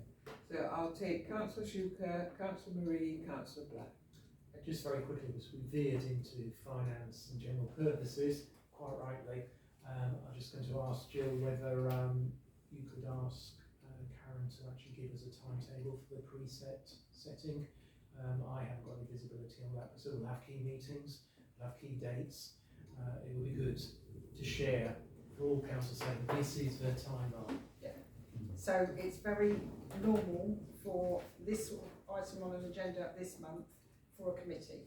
So obviously planning committee doesn't have any expenditure at the moment, delegated authority, and we certainly don't have anything for, because we don't have a human resources committee formed yet. So this is the one committee where you're talking about projects which obviously would incur expenditure. So that's why this item's on this agenda this evening. You're all given a template which hopefully you've had an opportunity to read. So it's very clear when you're talking about your project, you're talking about the objectives, the resources required, and that includes staff at the council as well as outside resources, the costs as well, the budget area. If you don't know the lines on the budget, Karen or myself can help you with that. But if there isn't a budget heading, it doesn't say that you couldn't have a new one, but it's obviously got to be clear on this form what it is that you're proposing, because then this form would go to the RFO and feed into the budget preparation. And the Finance and General Purposes Committee will be the first committee to look at a draft budget.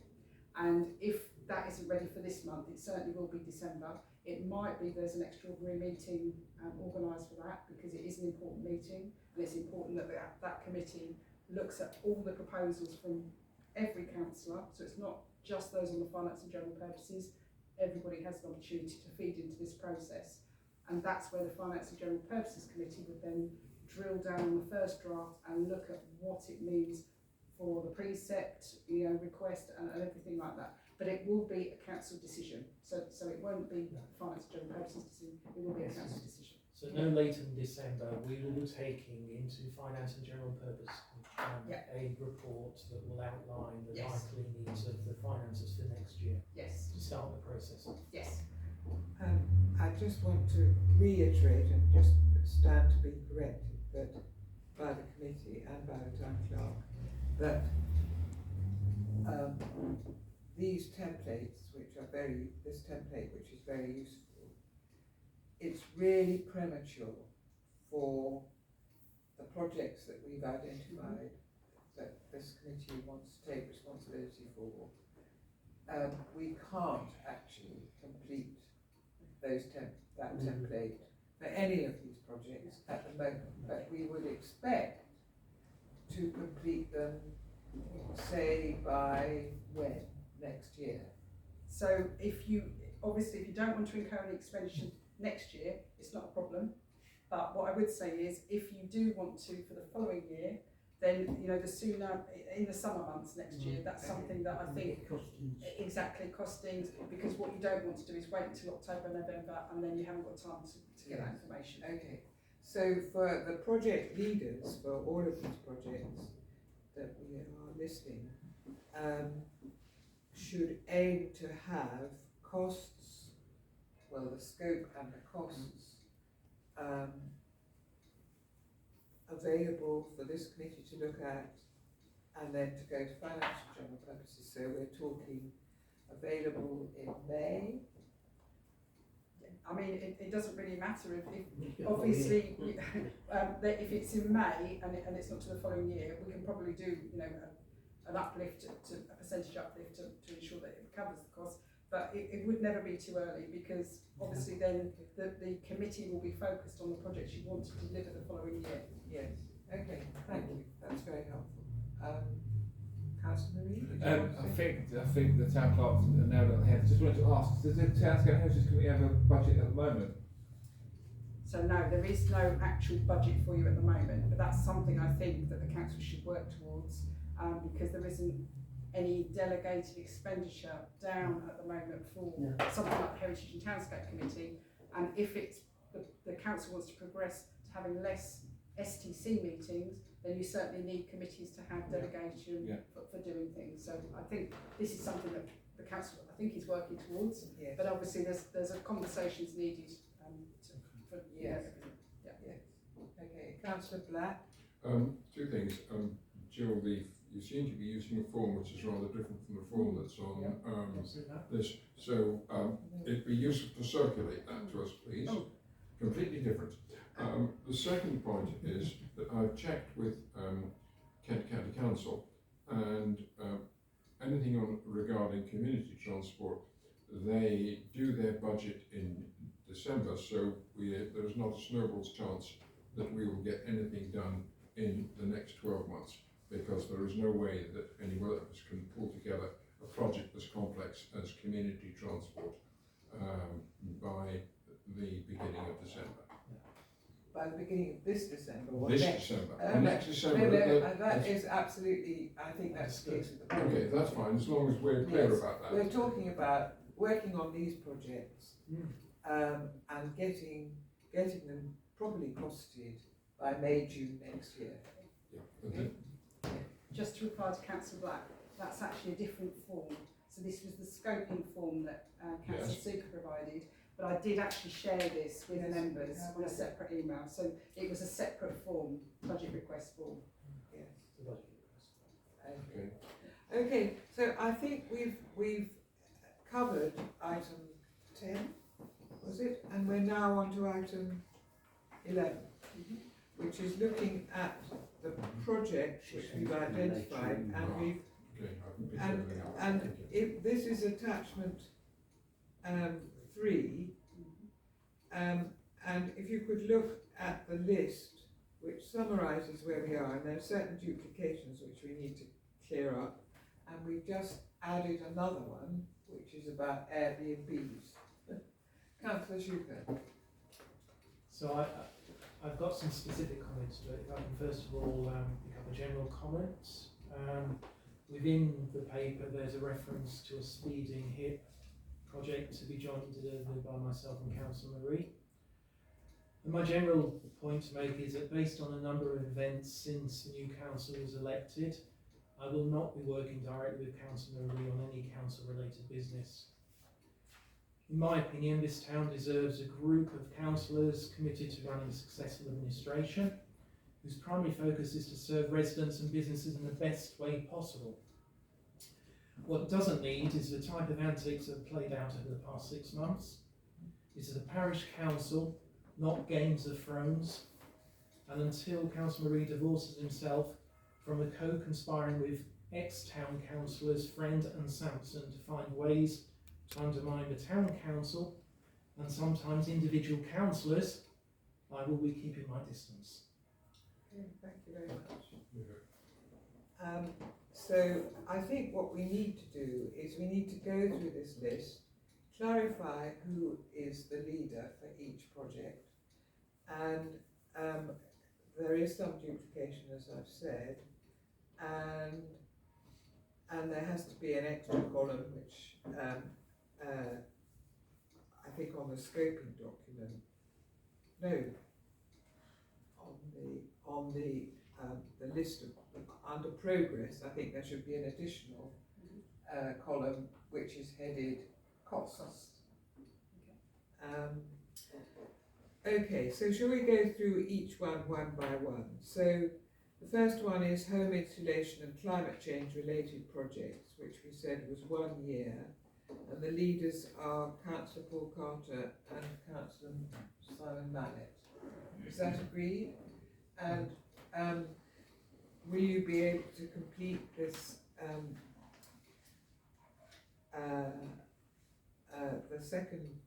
the document immediately below that list, which is a description of the project, what's in scope, and perhaps Councillor Sugar, you could just explain what you mean by what's in scope and what's out of scope, so that people are clear as to what should be included in those.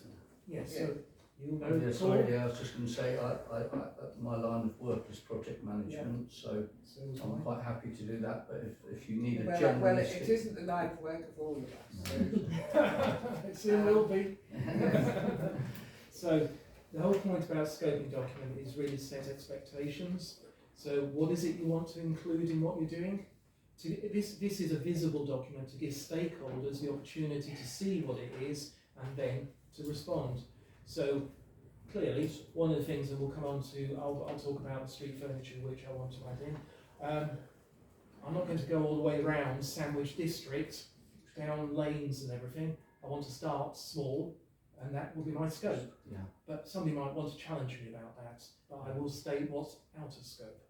Yeah. So that's the point. Paul, you might want to add. So just to assist with this, so something like out of scope would be that Sandwich Town Council isn't actually going to provide the insulation, or it's not going to provide the grants to get the insulation. So you would say that's out of the scope. So and that's how you would go through the different documents. So whereas perhaps something that was in scope was perhaps to give guidance to members of the public to get grants, to get insulation. So that would be in scope. That's something we can control and we can assist with. So that would be one of the objectives that you would bring. So is everybody clear about what? So we'll now continue to go through. So consultation with DEC home insulation in the conservation area. Well, I would like to change that to home insulation for grade 2 listed buildings. Would that cover everything? Because that would include Sandwich South buildings as well. I would endorse that. Okay. Sorry, could you just say that on the... Well, I don't know if every building in the conservation area is grade 2 listed. Is your house No, grade it's 2? not. It Yeah, is. um, And yours ours is is, not. yeah. Mine's delisted. What's that? Oh, delisted. Yeah. Was listed, delisted. Oh, goodness me. Modernised, yeah.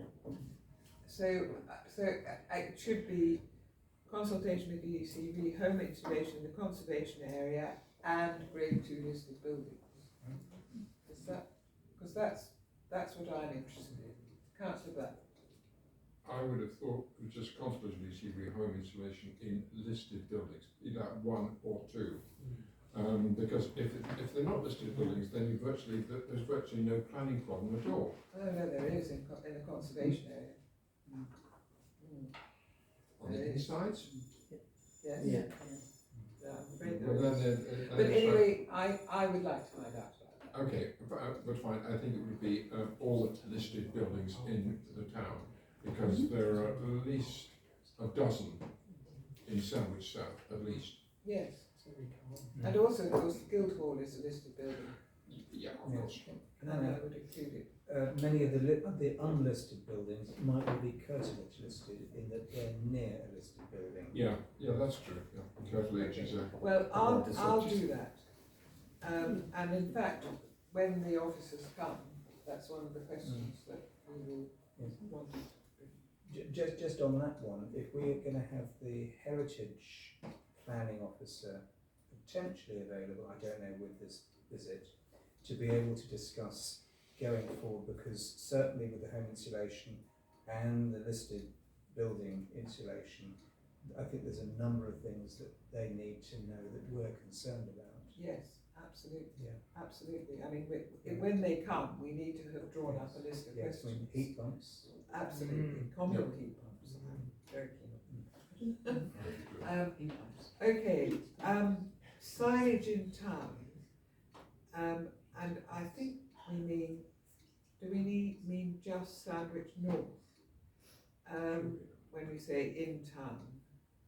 I think we need to be clear about that, and Councillor Franklin is taking. Yeah, I think we've got to be careful about the signs, because we don't want too many physical signs, because they detract from some of these heritage buildings. Classic one to me is the fisher gate, where they stuck a sign where you'd take a lovely picture of a 14th century fisher gate, and they stuck a no parking, or traffic restriction right in the front. Yeah.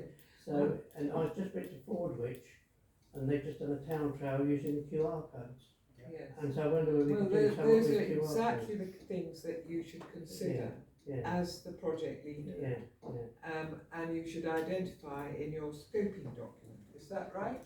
That is That's correct. great. And what I would say, Jeff, is I met with Kelly Green last week, who I don't think you've met so far.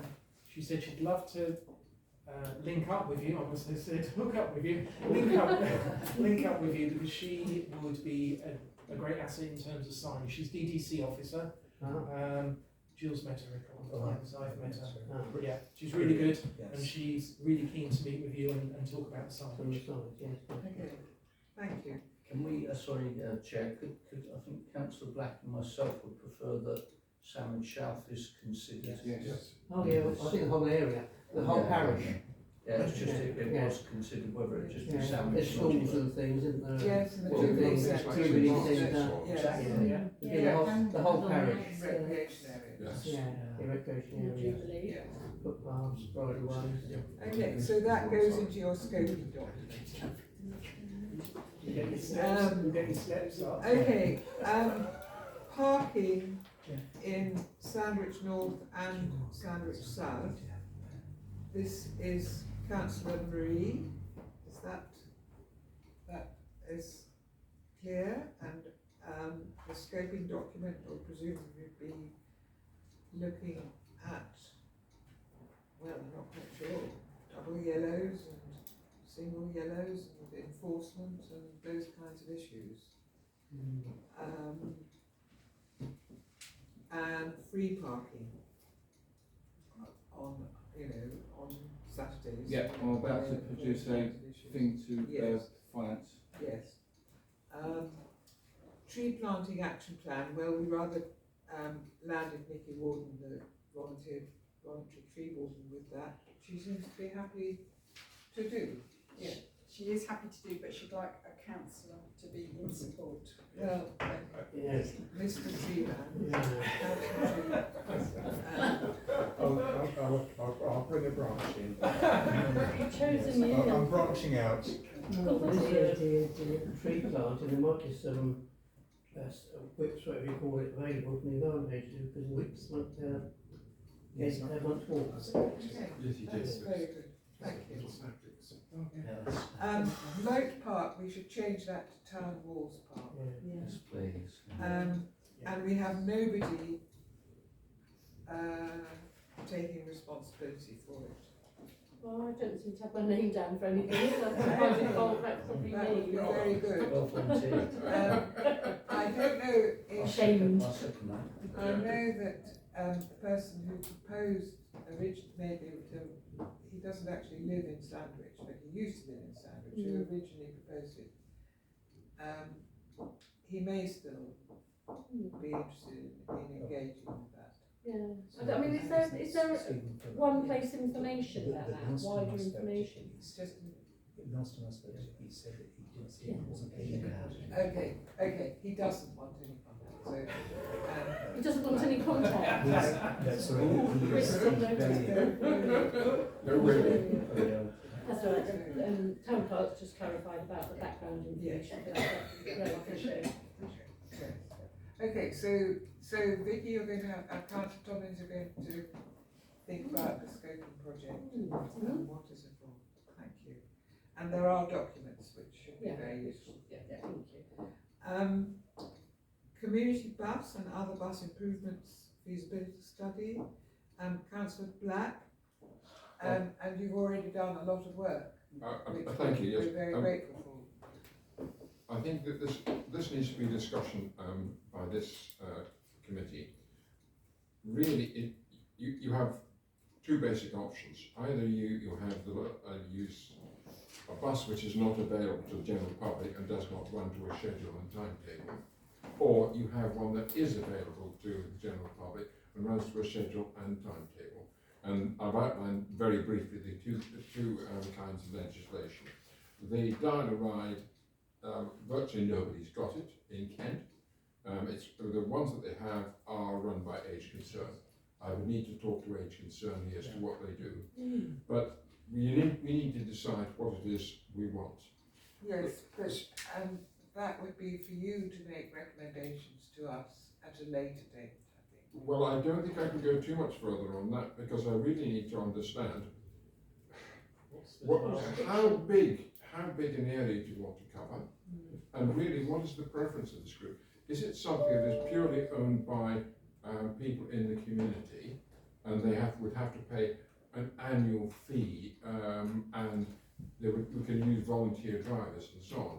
On the other hand, the other one, which is the section 22, which provides a regular bus service, and I have no idea at the moment what it is that people want, and I think we would need to scope that a lot further.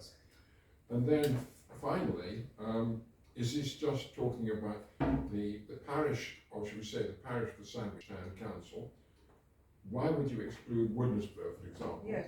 Why would you go as far as Staple or Ash? And also which parts of Sandwich? So my section 5 really, I do think needs to be discussed here. Is it weekdays only? Are you trying to link it into things like the railway station or to other buses?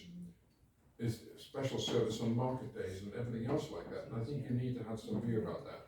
The key thing though is I'm prepared to do a couple of things before that. There is a community transport association which I think is free to join. Yes. And surprisingly, the most advanced community transport service is actually quite close to us in Thanet. Yes. And I'd be happy to go and talk to the CEO of the Thanet one, Yes. and at least get some further information. Yes. But we really need to answer the questions on sections 4 and 5 before I can go very much further. Otherwise, I could be going down blind alleys. So Town Clerk, and then I would like to say something. So Town Clerk. Thank you, Chair. So I know that Faversham Town Council have recently undertaken a community bus opportunity. There's a lot of consultation with residents because there is a cost involved. So it might be that I could approach the clerk at Faversham. I'm happy to do that to get some information if that would help. Thank you. There's actually already a lot on the Kent County Council. They divide it up by districts. But yes, that would be useful. Never say no because they may give some insights. Yes, thank you.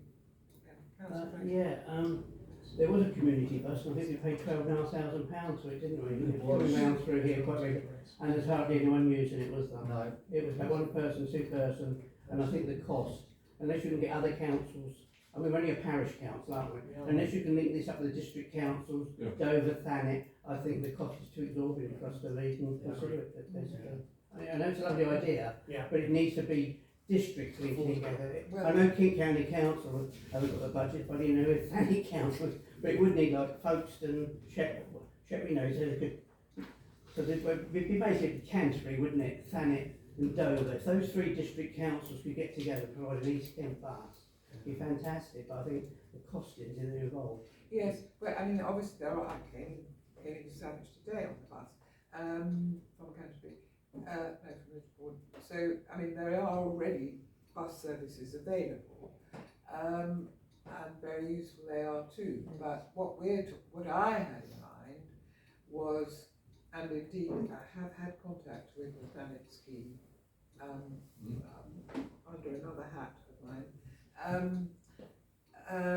was something that would service the station, the bits of Sandwich that are well out of town, like down Sandown Road and so on, and Sandown Leeds, for example, and would be a regular sort of shuttle that was going round the town, taking people in and out. And of course, there's no bus service down the first part of Middlesbrough Road anymore. This is what I think I need a little bit more clarity from this committee, because it fundamentally decides which direction you go in the legislation. And I also asked the question, which is what relationship do you want to have with your local bus and coach operator? Yes. Because they may do something on our behalf if we pay them. Yes. I think this is something that you need to bring to the next meeting of Heritage Townscape, and we need a proper discussion on it. Because we haven't all read your paper, and it would be useful to do that, and then we can thrash out what it is we particularly want to focus on. And perhaps you could also bring, if you've been able to make contact with the Planet company, information, and the function scheme, information that they can provide us with about how it works and what it costs and so on. I'm not quite sure what I can provide in addition to these 3 pages. Well, I think we need to I suspect that we haven't all looked at them, that it would be useful to have a proper discussion at the next meeting. Because it's a big project. It's big. Okay. Can we just make certain that we're doing this? Heritage Harbour and Quay Development, and it says the whole committee, that means nobody will do anything about it. Exactly that. But My question. but I think, Town Clerk, you're getting in touch with Dover District Council to find out whether they're doing anything about Yes. these 2 reports. Is that right? Yes. And in fact, the last one, consideration of 2 consultants' reports, that's what we're talking about. They're the same. The table needs, you know, you can leave out Heritage Harbour and Quay Development, just delete that, because it's those 2 reports. So it would be very interesting to hear from Dover District Council as to what they're doing, which I suspect is not a great deal. And then we can begin to focus on what we want to do as a committee. Speeding and the Highways Improvement Plan, that is now Councillor Marie's project. Except the highway improvement plan needs to be taken out of there because we haven't made a decision yet where it sits. Jill has mentioned a number of times about taking it possibly to the planning committee, to expand the planning committee, but we haven't had a STC discussion about that. It's quite an extensive piece of work, this. Yes, So I don't think it is a project for this here. yes, I would be happy to. So I think you strip it out. Yes. Stripping that. So we're just left with speeding, which clearly is related to parking. So it makes sense for Councillor Marie to take responsibility for that. Yep. Is that Maybe we okay? can amalgamate the both together so we can do parking and speeding in Sam's north and south. Okay. Is that appropriate? Is that agreed? Yes. Can I ask the, Deal Road seems to be mentioned frequently. Is there any evidence about Deal Road speed? There's a 40 limit? What's the evidence? I'm sorry, I live near there. I don't see. The problem is dropping it down to 20, and there's a problem with parking, which I've raised with the police, about illegal parking. But is there any evidence of this?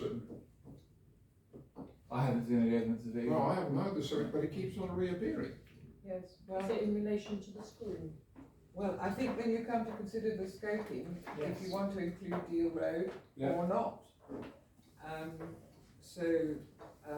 I think that's something for Councillor Reid to consider when he writes his document. With this speed, do you think we should budget for a speed camera in the hand of We speed? do actually have access to Canteens speed got one. cameras.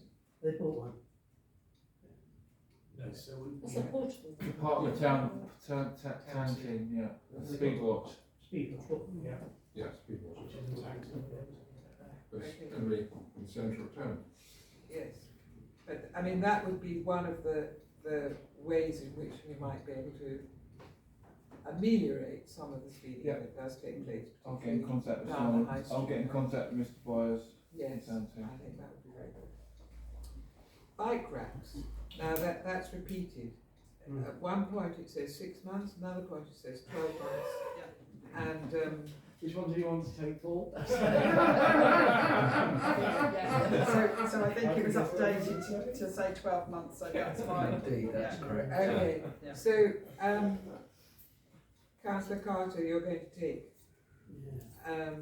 responsibility for that. Indeed, Oh, that's that's our true. favourite I extended it to 12 months because obviously I want to make comparisons with other towns and villages and what have you in the area. So That will be in your scoping document. indeed, I may not want to undertake that in the bad weather. So extend it to 12 months. Okay, electric charging points and vehicle growth, which is a passion of mine, but we parked it.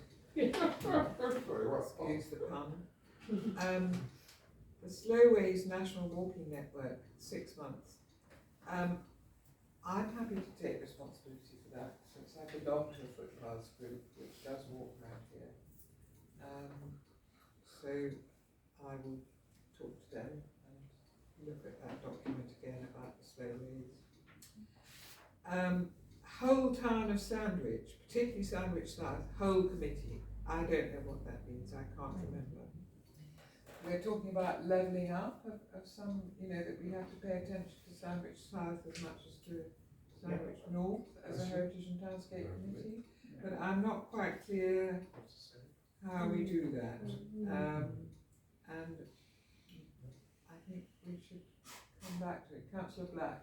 I thought there was a suggestion somewhere else that we actually take, some of us take a tour of Sandwich South. There are some particular heritage areas there, which are fairly obvious, and others that are not. And I think there's also the issue of looking at the Jubilee Centre, the whole thing about how well it's signposted, how well it's displayed and everything else.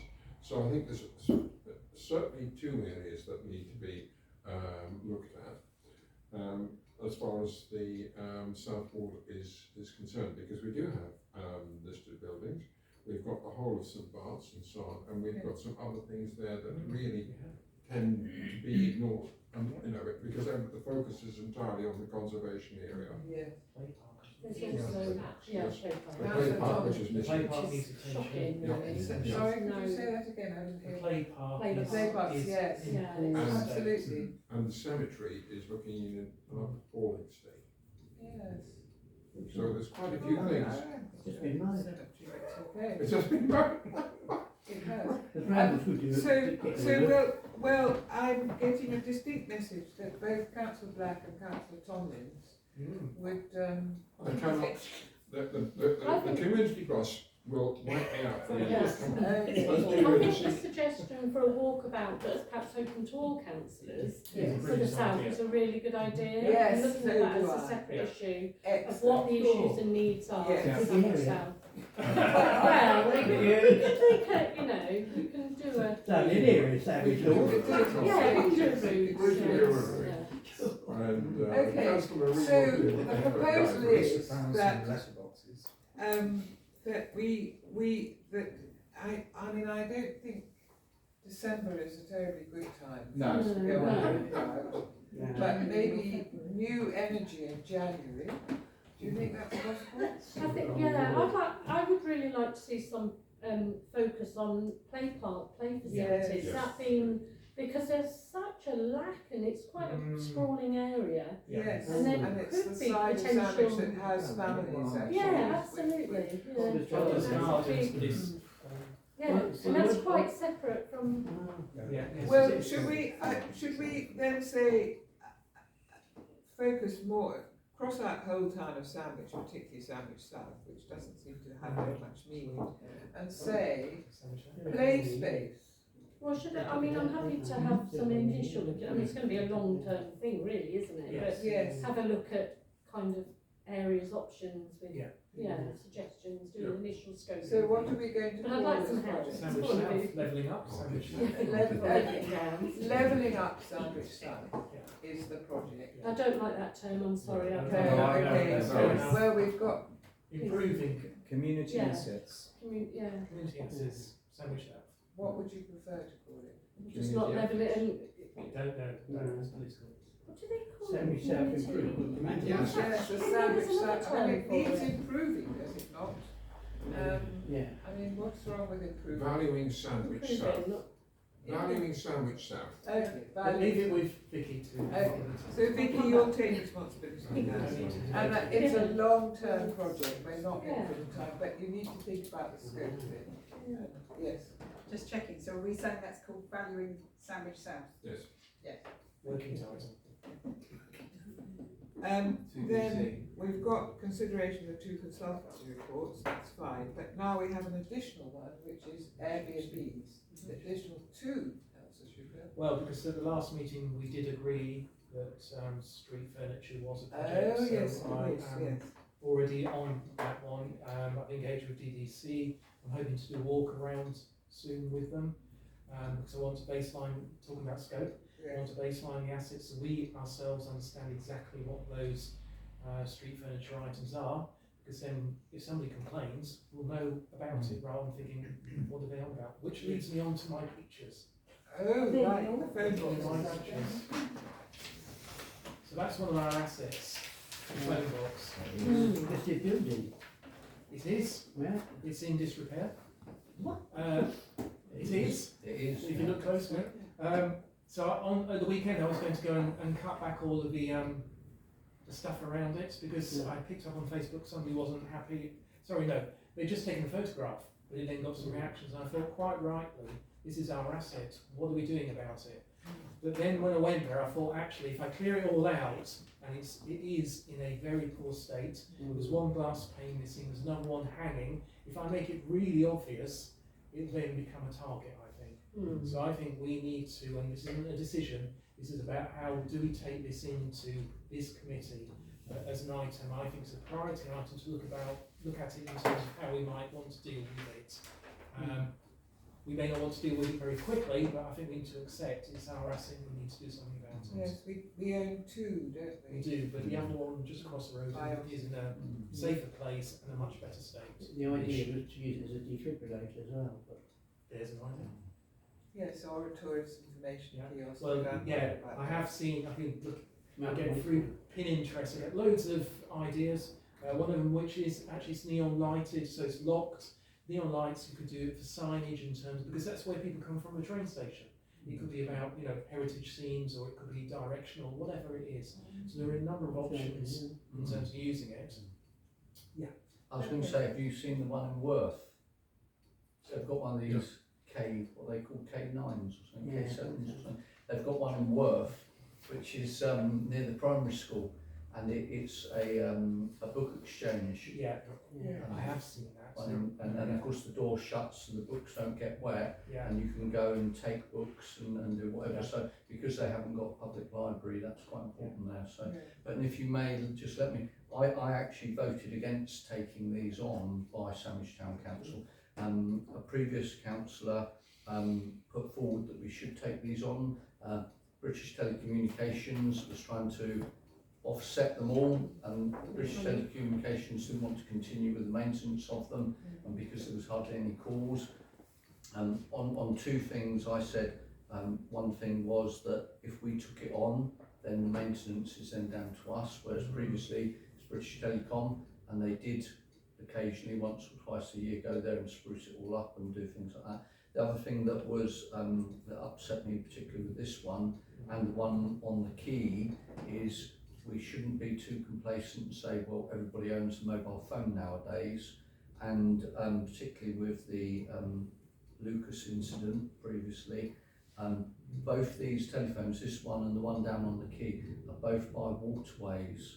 And if you had somebody that didn't have a mobile phone and somebody fell in the water or something like that, it acts as an emergency phone. So, so I actually voted against taking these on because what I foresaw was what has happened. And so in the 2 or 3 years that we've taken these on, they've just really deteriorated. Well, this one has been undercoated, I believe, but they have just been deteriorating. So, whereas previously BT had to look after them. Yeah, I mean, I'll that's shut up now. very interesting. So could I propose, assuming we decide not to meet in December, could I propose that I do some investigation, bring a report to the next meeting in terms of I'll second that. taking it from where it is up to a Indeed.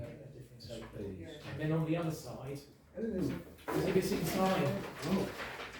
Now, I don't know if this has been reported, and Jeff, if you want to take this on, that's fine, but if not, I'll report it, because I've got contacts in DDC I'm going to be doing this walk around on. Yeah. So that should have Millwall yes, on it's it, true. but it's got nothing on it. Somebody must have, Someone's probably a pitched it. Millwall supporter. Yeah. Has I pitched think you're right there. It wasn't damaged. It wasn't, it's just The a post looks good, it's just been unbolted, isn't it? Yes. What a There team. should be a frame, shouldn't there, Jeff? There should be a frame. That's why I'm walking around with you when you go. Yeah, yeah, no, that's good. That's good. Okay, so we have an additional project which is street furniture, which is being run by Councillor Chuka, will be scoped by Give him, a scoping document. and I don't know what time you want to put on it. I'll put in my scoping document. Okay, thank It'll you. be 6 months minimum. Okay, yes, I would have thought so. And then we have the Airbnbs project. I'd be quite happy to take that on. That would be lovely. Thank you very much, Councillor. Excellent. And you'll do the scoping and the I will scope all over the place. Okay. Councillor Black, I'm aware of time going on, but I would quite like us to make a decision as to when these scoping documents should be completed and presented to the committee too. I think the committee needs to see them. So I think they should be done by the next meeting. Yeah. The Heritage and Townscape. The next meeting of this Yeah. committee, is that acceptable to everybody? Well, for a year. No, to do the scoping document. Yeah, I know. Okay. Is that is that January now? Predicated Yes, on- well, we haven't made that decision yet. Oh, right, okay. then. Okay. So have we covered that, I think so. that item?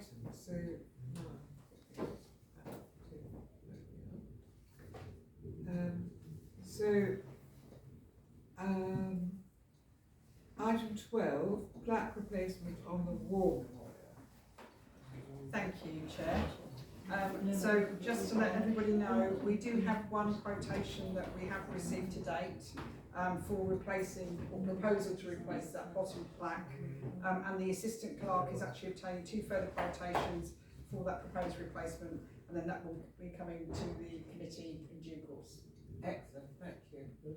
And we had a brief conversation and it didn't seem that the quote that we've already got is enormous. No. So we're not talking huge No, sums of money, no. we're talking reasonable sums Yeah. of money. Good, thank you. Item 13, the Dover District Green Infrastructure Strategy Consultation, which is the draft has been undertaken by Councillor Ripley, Councillor Shuker and Councillor Tomlins, and is attached, attachment 4. So we need to look at that, decide what we, as a committee, that we accept it and recommend it to go, because the consultation period ends tomorrow. Yeah.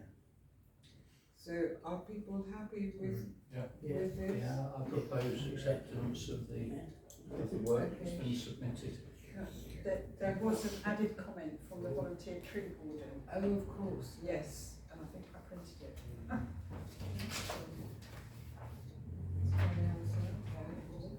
I did print it. Yes, she Can't was. see the wood for the trees. Oh dear, oh dear. Get some ghosts there, very normal. For ramparts. I did have one comment about it. I'm not sure whether it's the right way to make friends and influence people, to tell them that they've been too wordy. I mean, they may well have been, but we are actually saying in this response, It is too in wordy. conclusion, the report is unnecessary. It is too wordy. agree. Yeah. I agree. Don't be too precise, do you? I think we should. It's, Might do it's better. incredibly wordy Yeah. and Yeah, repetitive. it is. It's aimed at the same I had, introduction. Yeah. I had difficulty reading it Yeah, myself. exactly. The sustainability summary was of the same nature. Was it? Yeah. Was it? It was, I think, half the length of the thing that it was summarising. Yeah, that's it. Yeah, that's the point. It's 2/3 is introduction, yeah. and then I don't see why we need to sort of tick the box that that's fine for them to waffle on endlessly. feedback. Yeah. I put it somewhere. Yes, it was an email, wasn't it? Well, I thought most councils, when I was at Canterbury, we used to Here we adopt go. something called Clear English Oh, yeah. campaign. Well, Yes. it's a better Plain English, campaign we for did plain English English, wasn't campaign, it? which you had to make sure that the documents you submitted into the public realm were understandable by, it was A reading chart level. reading level, Yeah, exactly. So it's The problem is the document includes a lot of references to other documents, and you Yes. don't know where they are. Yeah. The tree warden has written quite a long and complicated comment. Is it not possible for the tree warden Oh, no. to submit that herself? Yes. Because the more Yeah. people that submit exactly. Yes. Yeah. Okay, things, the so better. so town clerk, if you could write to the tree warden, say, the committee supports your comments, but would like you to do it tomorrow, she'll have to do it Yeah. tomorrow. Yeah. To do it as your, that's her status and that's what she's suggesting. Okay, thank you. Can I just quickly say, because Jeff mentioned it in passing about ramparts and lawnmowers, Yeah. DDC, I met with Darren Solly last week. Oh, yeah. He's got a bid in for next year for a 60 a mower that can go at 60-degree angles. Oh, So if they get it paid for, they will be able to start looking at after that area around the Excellent. ramparts. Used to be a man with a scythe years ago. Health and safety. 30 grand a mower. Health and Well, safety. I have to say, I've recently seen a place where they have two miniature goats, That's what and it is. goats eat thistles, and they are brilliant at Yeah. clearing. Wow. Yeah. And I think we should You can put a invest harness on in a and couple a of lead. goats Yeah. Goats and and a dogs. goat herd. We have to have a goat.